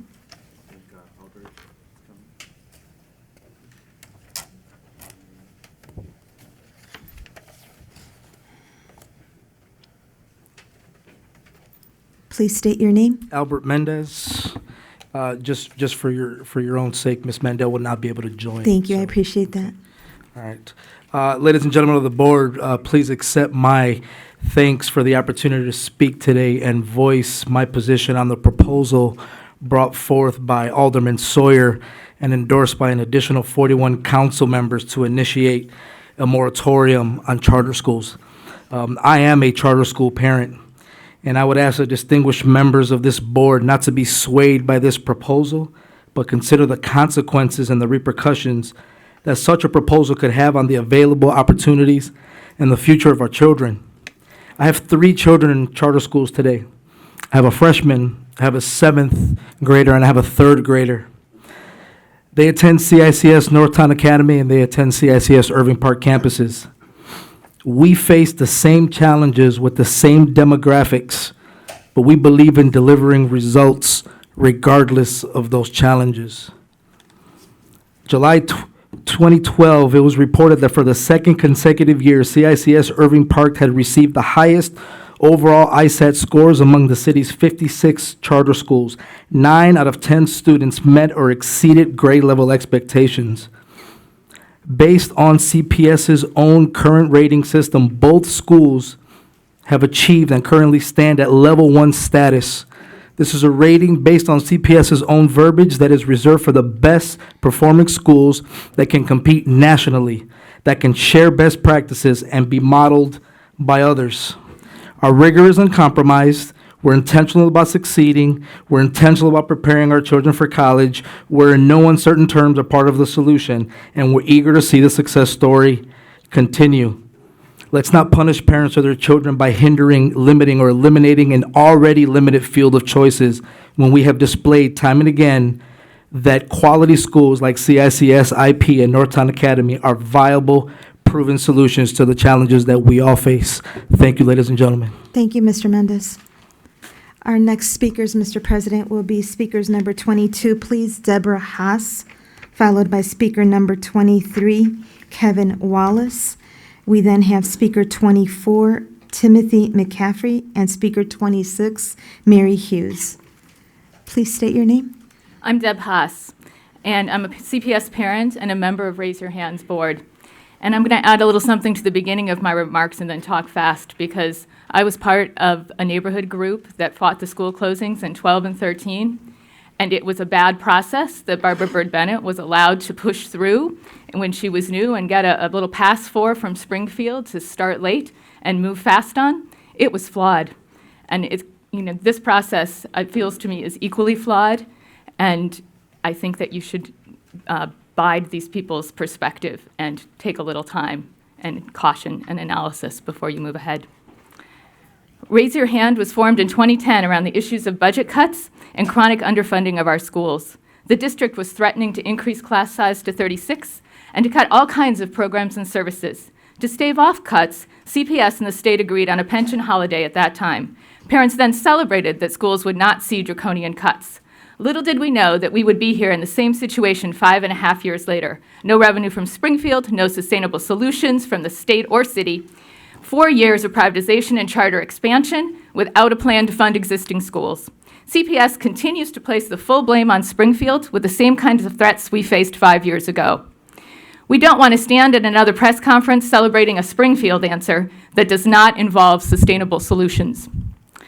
SB 318, the bill being pushed by Senator Cullerton and others, does not offer those sustainable solutions. It includes some partial pension help from the state, but it trades in the special ed block grant, and it rests on a blank state funding formula. There's no evidence we won't be in the same position or worse in 3 years. The CPS deficit can be solved with multiple levers. Springfield must be a part of the solution, but it cannot be all of the solution. We call on all parties to work together on a new bill with long-term sustainable revenue. We also call on the city to do its part to tackle the CPS deficit. And that means more than asking us all to focus only on Springfield. We would like to be partners, but we need a balanced approach.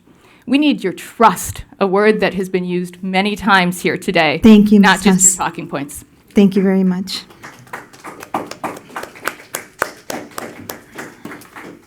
Please state your name. Kevin Wallace.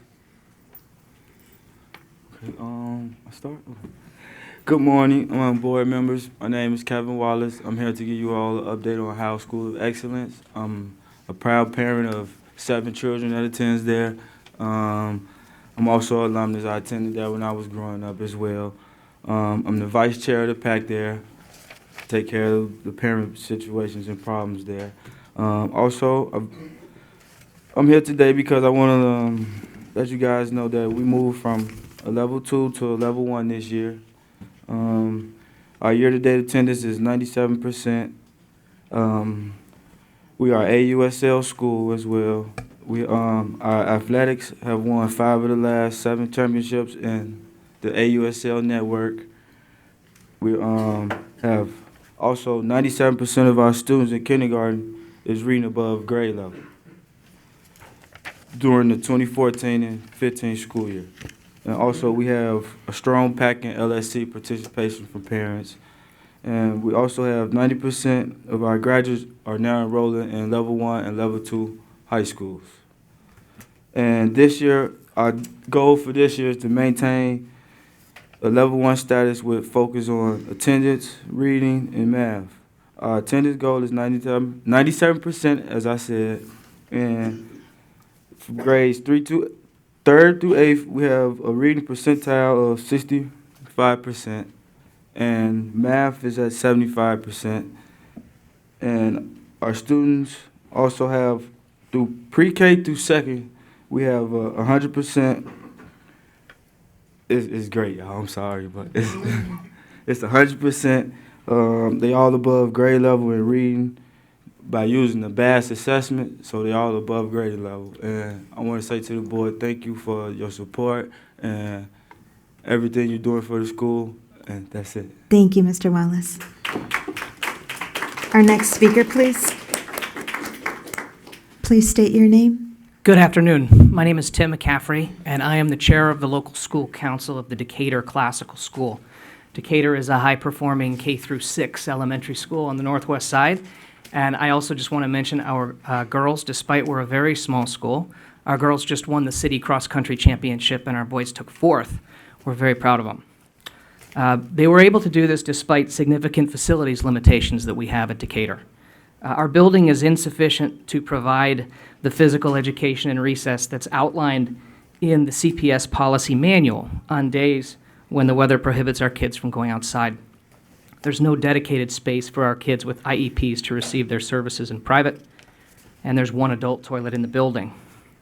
CPS manages our enrollment to roughly 120% capacity and has done that for a number of years. We're just a couple of very small bodies shy of being designated overcrowded. All of these things are detrimental to our kids' education and to their social and emotional development.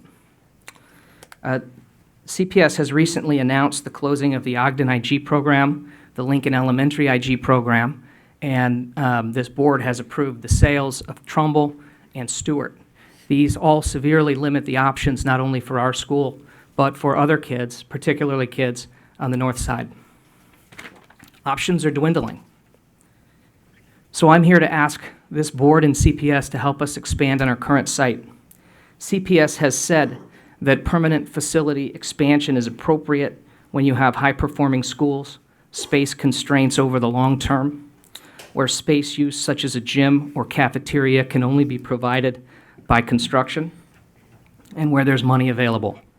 We're all aware of the significant financial constraints on this board and on this district, but that doesn't reduce or eliminate the need that our kids have. Mayor Emanuel's new budget has allocated $45 million of new capital money for CPS, and I'm asking this board today to allocate some of those funds to address our problems. Thank you, Mr. McCaffrey. Our next speaker, please. Please state your name. My name is Mary Hughes. I'm the director of the 19th Ward Parents for Special Education and a member of Raise Your Hand. I'm asking you to reinstate the budget and staffing cuts to special education throughout CPS. These were made as a result of a flawed staffing formula. We all know this formula was flawed because after the CPS appeals process, some of the legally mandated positions were restored. Yet even with the piecemeal restoration of some staff, there are many special educators within CPS who report that they cannot provide the service minutes set out in their students' IEPs. This is a violation of federal law. Special ed in CPS is in crisis because the initial cuts were put through using a flawed staffing formula. CPS required a cumbersome duplicative appeals process and chose to ignore the information they already had. And they continue to deny legally mandated staffing.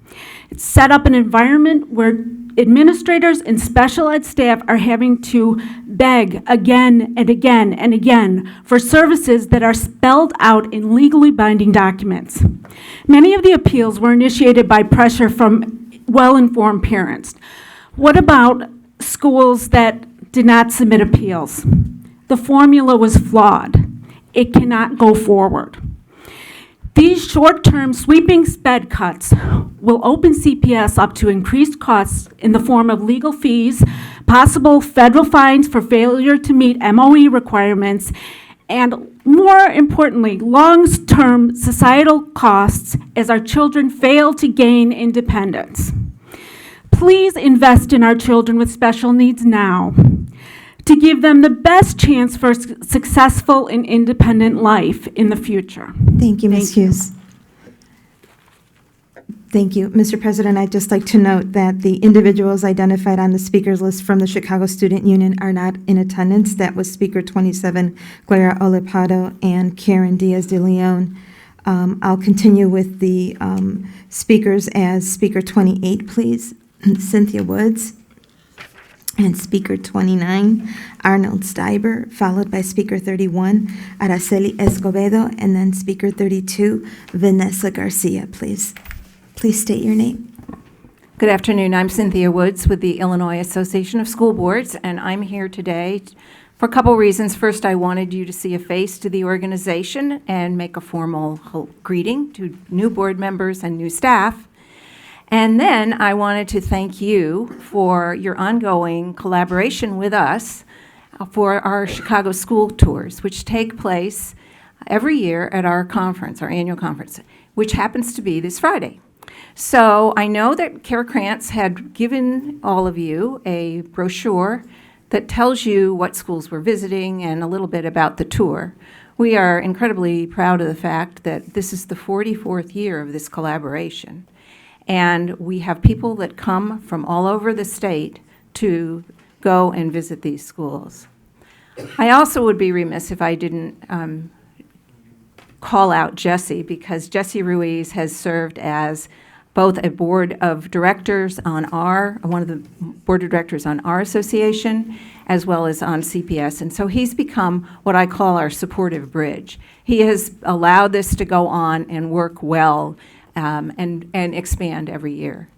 And speaking of that, tomorrow afternoon we are doing a service project. It's called Stuff the Backpacks, and the board of directors from the three organizations of the conference, the Illinois Association of School Boards, the Illinois Association of School Administrators, and the Illinois Association of School Business Officials, come together and will pack 160 backpacks with school supplies, which will then be distributed on Friday by the participants who get on those buses and go to the 4 schools, and we'll deliver those backpacks. And that's just been a natural expansion of the tours and their success.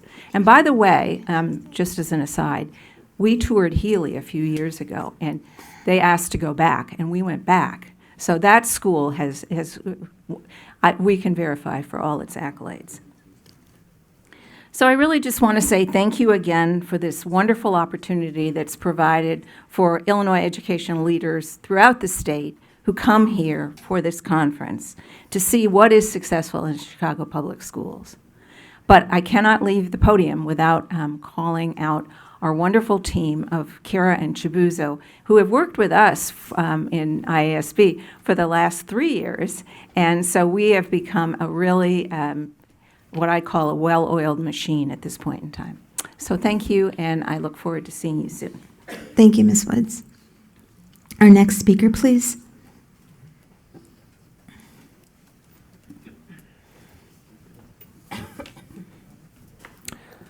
Hi there, my name is Arnie Stieber. I'm a grandfather, a retired CEO, and an Army infantry veteran from the U.S. war against the people of Vietnam. I'm here today to speak about an uncomfortable truth. We have a culture of violence in this country, and its foundation is the military model of conflict resolution by violence. I'll say that again.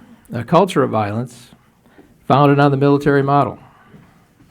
Whether it's wrapped in a flag or dressed in a uniform or called hero or service or leadership, the military model is following orders without question and resolving conflicts by violence. Good people are taught and ordered to do bad things. I'm sure you are all well-intended, but teaching the military model to 10,000 of our children is counterproductive not only to the children, but to this city and our nation. Over $600 million of our tax dollars are spent each year promoting the military model. The promotion is effective. Aggression and retaliation are norms of our culture.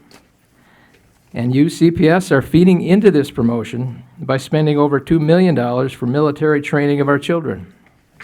When we teach our children the military model, that it's honorable to kill and destroy, that's what they will do. The Chicago chapter of Veterans for Peace will soon roll out a billboard campaign called Education Not Militarization. It's designed to educate the community about the fallacy of teaching children the military model of conflict resolution by violence.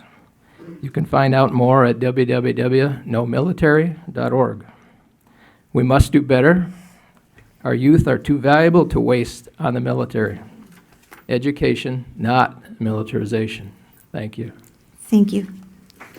Our next speaker, please. Please state your name. My name is Araceli Escobedo. Good afternoon. I've been spending the last 4 months attending to every public hearing, rally, press conference, and board meeting regarding Novo's proposal for a campus on the west side. I've been collecting over 150 signatures from my neighbors, friends, and other members of my youngest LSC. I did all of this hoping that the board will be able to see the actual community demand for Novo that exists in my neighborhood. Today I'm here to say thank you. Thank you for listening to my community. Thank you for providing high-quality options in my daughters. Thank you for saying yes to Novo. My community and my family be better because of this decision.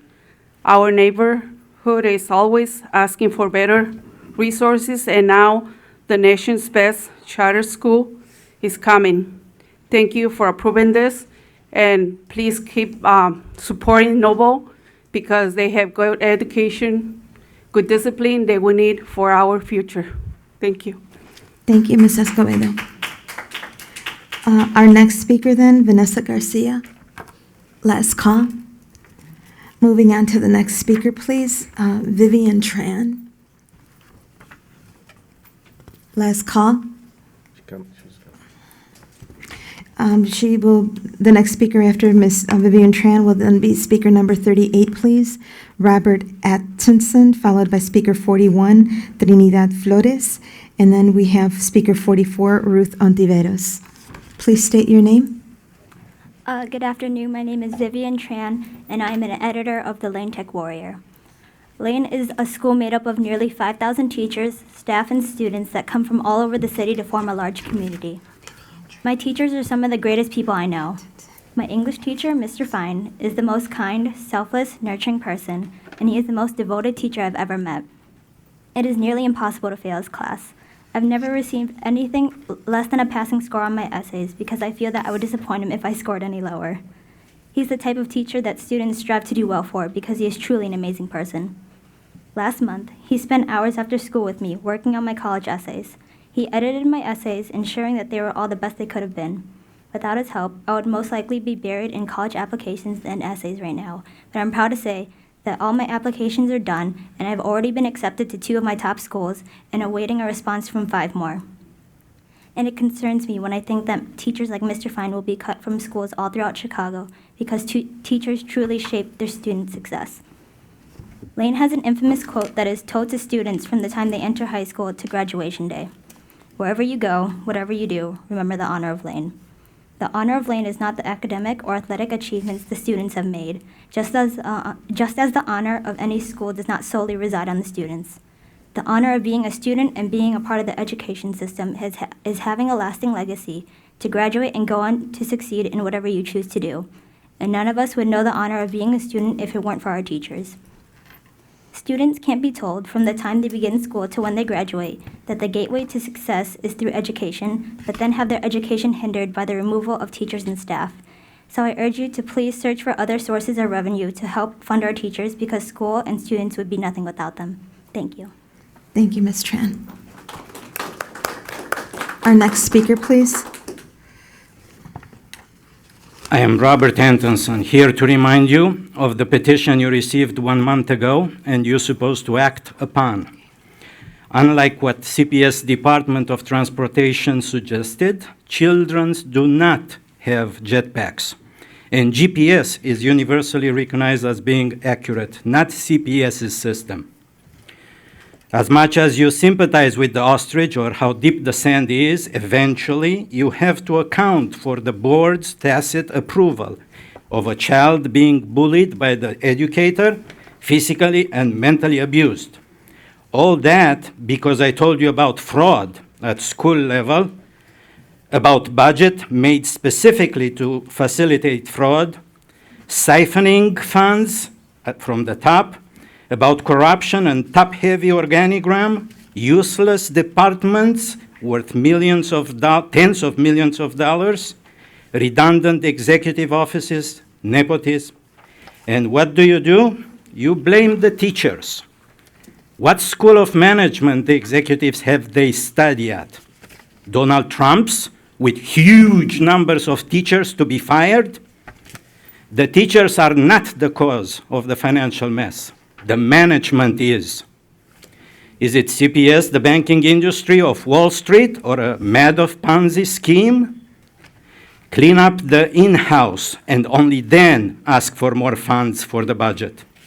In the past, CPS's CEOs went either to jail or at the head of U.S. Department of Education in Washington, D.C. In both cases, competence was invoked, or the lack of it. Thank you. Thank you, Mr. Atchison. Next speaker, please, Trinidad Flores. Last call. Moving on to Speaker 44, Ruth Ontiveros, followed by Speaker 50, Aide Acoste. Speaker 51, Alana Bouquet. Ruth Ontiveros. Last call. Next speaker. Please state your name. Aida Acosta. Excuse me, just to be sure, are you going to go back to the initial numbers? There's a parent that was skipped, number 5.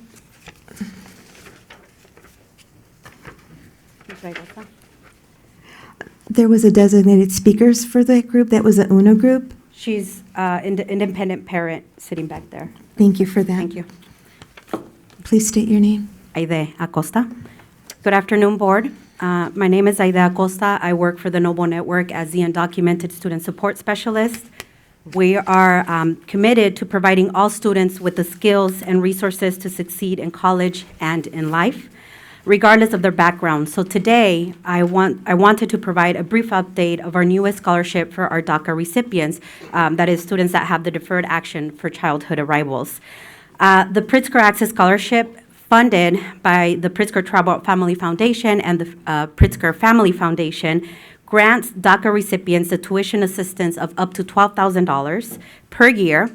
Additionally, we're partnered with over 15 colleges and universities to provide supplemental financial aid that is sponsored for each respective school. So to be sure, we're providing each student with $12,000, and the colleges are covering the gap with an expected family contribution of $2,000. The aid combined with the Pritzker Access Scholarship means that Noble's undocumented alumni can attend college with the equivalent of a full tuition scholarship.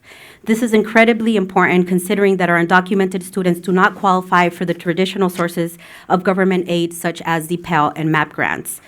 For the recent graduation class of 2015, we sent 57 undocumented students to 21 different colleges and universities across the country. That is 57 out of 79, which is 72% of Noble's 2015 Dreamers are attending four-year institutions.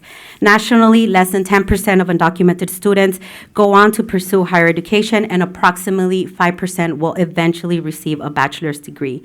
Given the success of the program, we have confirmed funding to support the class of 2016. We currently have approximately 80 undocumented seniors in all our Noble campuses.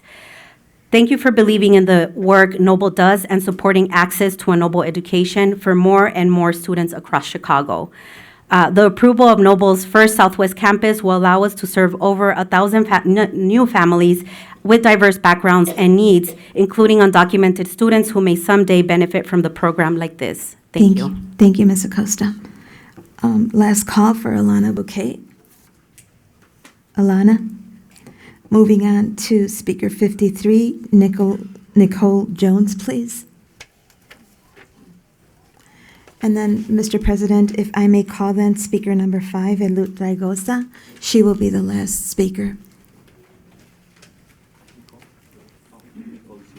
Thank you. Ms. Jones, please state your name. She's speaker 53. Okay. Okay, good. Well, it's good afternoon now. I am Nicole Jones. I am a parent of a student I'm a proud parent of a 7th grader at Horizon Southwest Campus. Basically, today I just come to inform you, to give you an update. You guys granted the approval to open the school last school year. We have had a bunch of amazing things that has happened inside and outside of the classroom. Now, as I said, I'm the parent of a 7th grader, but I'm also the PTO president. I'm very involved in the school. Because, back in 2014, there was a campus that was going to open in the Chatham area, and then at the last minute, I myself, along with 450 parents, got the news that the campus wasn't going to open. Then all of a sudden, I got this amazing news that I had the opportunity that my son could attend the campus on 54th and Western.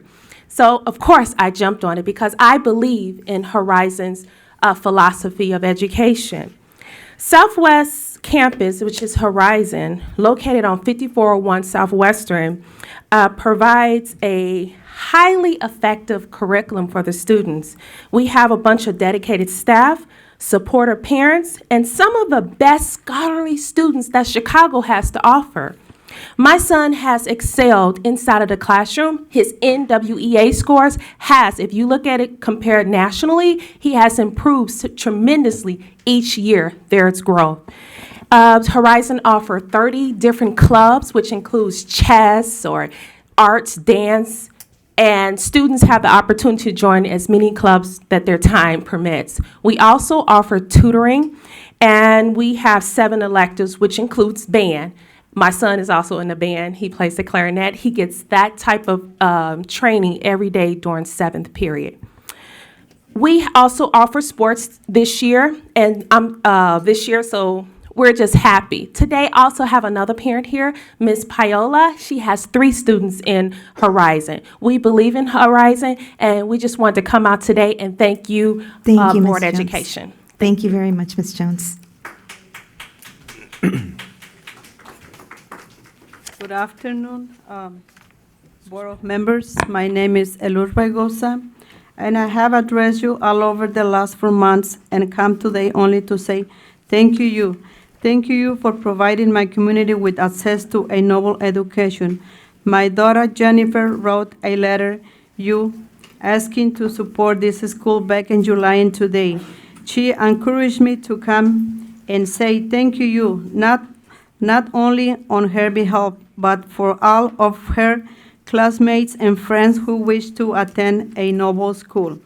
I look forward seeing the impact Noble is going to have on my community with 100% graduation and college acceptance. There is no doubt that our community will be better because of this. Thank you for listening. Thank you for giving my daughter the opportunity to attend to Noble High School. She followed her dreams to be a teacher. Thank you very much for this opportunity. Thank you. Thank you, Ms. Raigosa. Mr. President, that concludes public participation. Thank you very much. Before we move into executive session, any members of the board have questions or comments? Jesse first, Dominic second.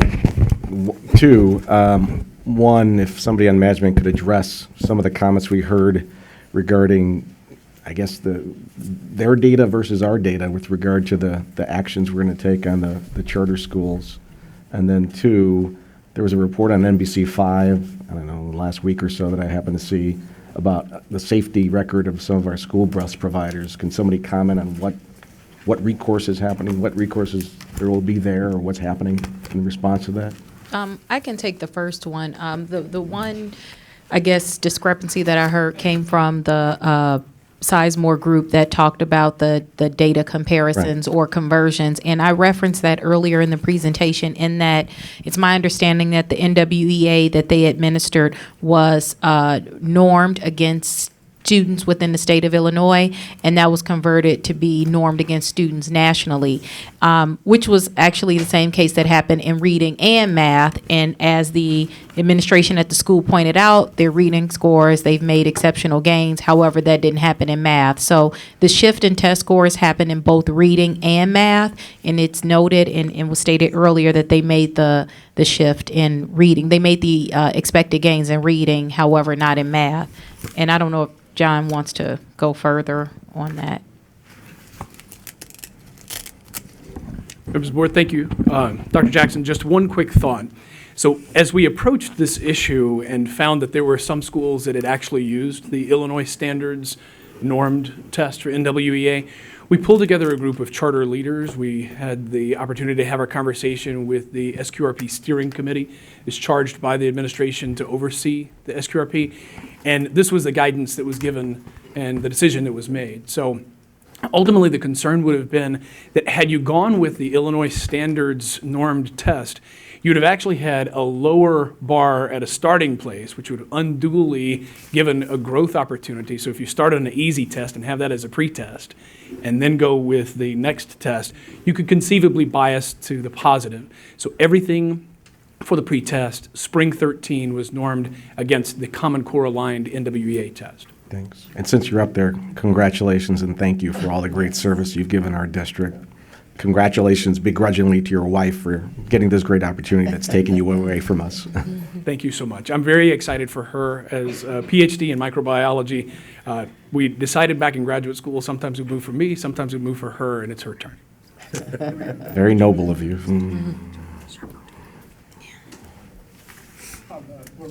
Vice President Reese, I can address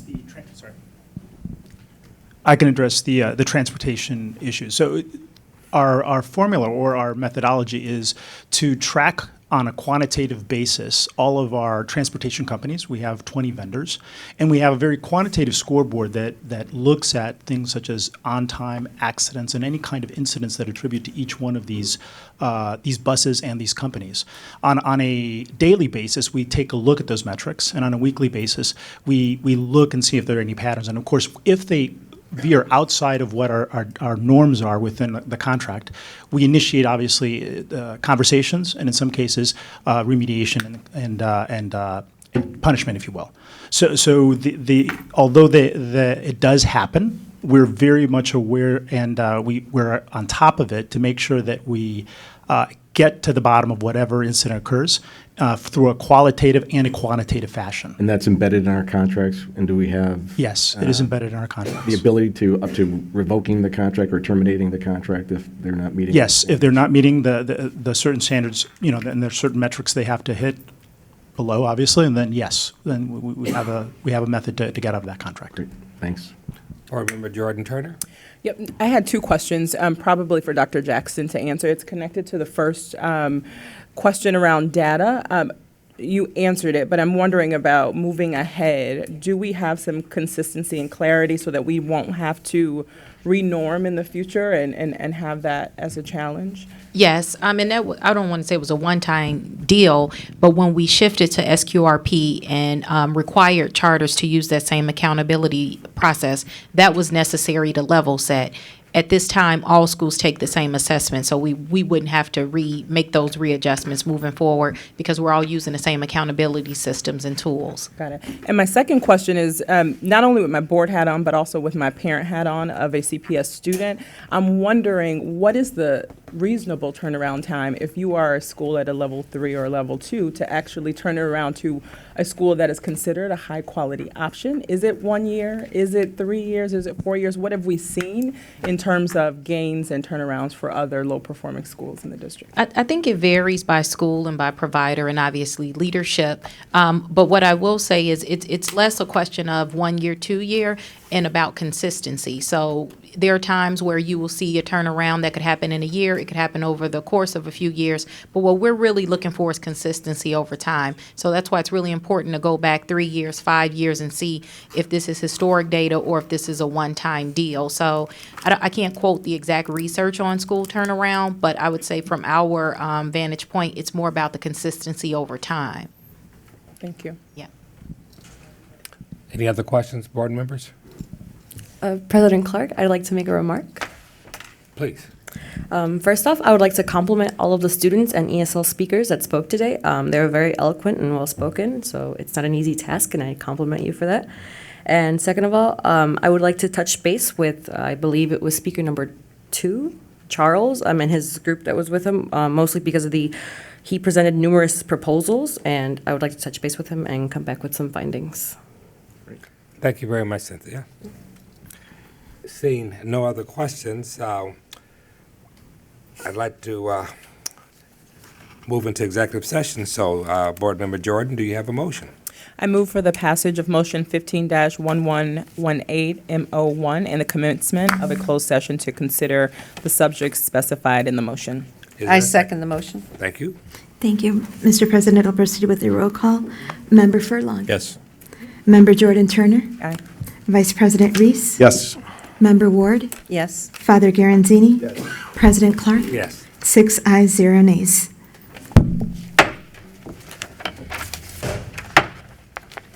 Madam Secretary, the board will reconvene.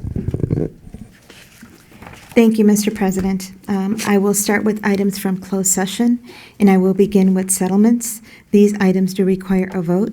First report, workers' compensation, payment for lump sum settlement for Marianne Corsia, case number 13 WC 26483. The second report, workers' compensation, payment for lump sum settlement for Loretta Civils, case number 10 WC 18855. The third report, payment for lump sum settlement for Adela Vedlenti, case number 14 WC 27906. The fourth report is the personal injury, authorized payment of settlement for John Doe by Jane Doe, Siam O, case number 09L015239. The fifth report is approved settlement recommendation in Hill versus Board of Education, case number 009-0076.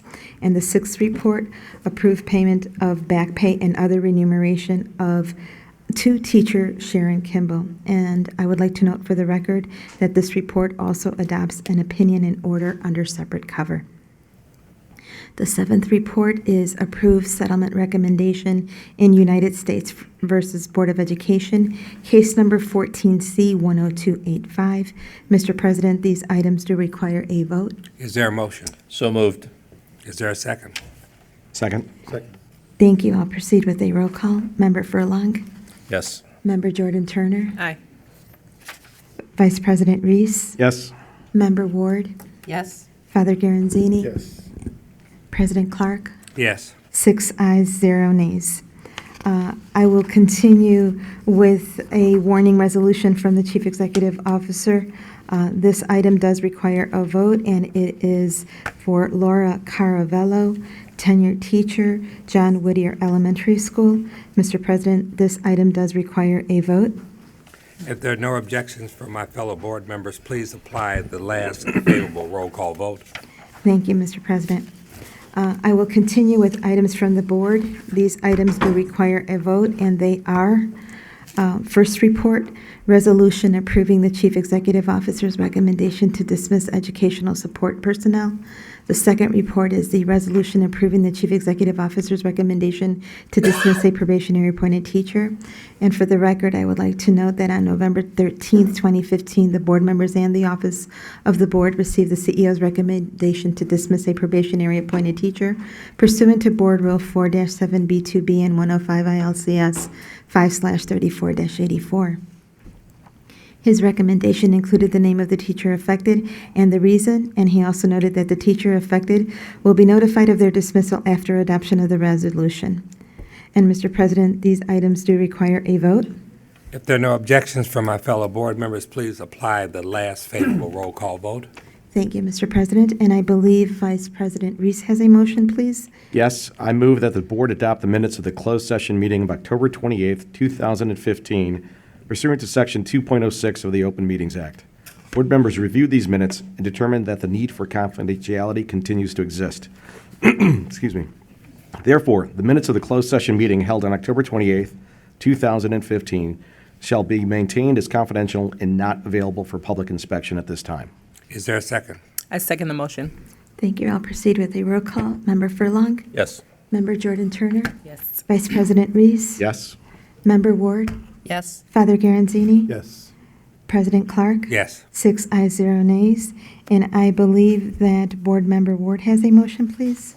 Yes, I move that the record of proceedings of the regular board meeting of October 28th, 2015, prepared by the board secretary, be approved and that such records of proceedings be posted on the Chicago Board of Education website in accordance with the Section 2.06B of the Open Meetings Act. Is there a second? I second the motion.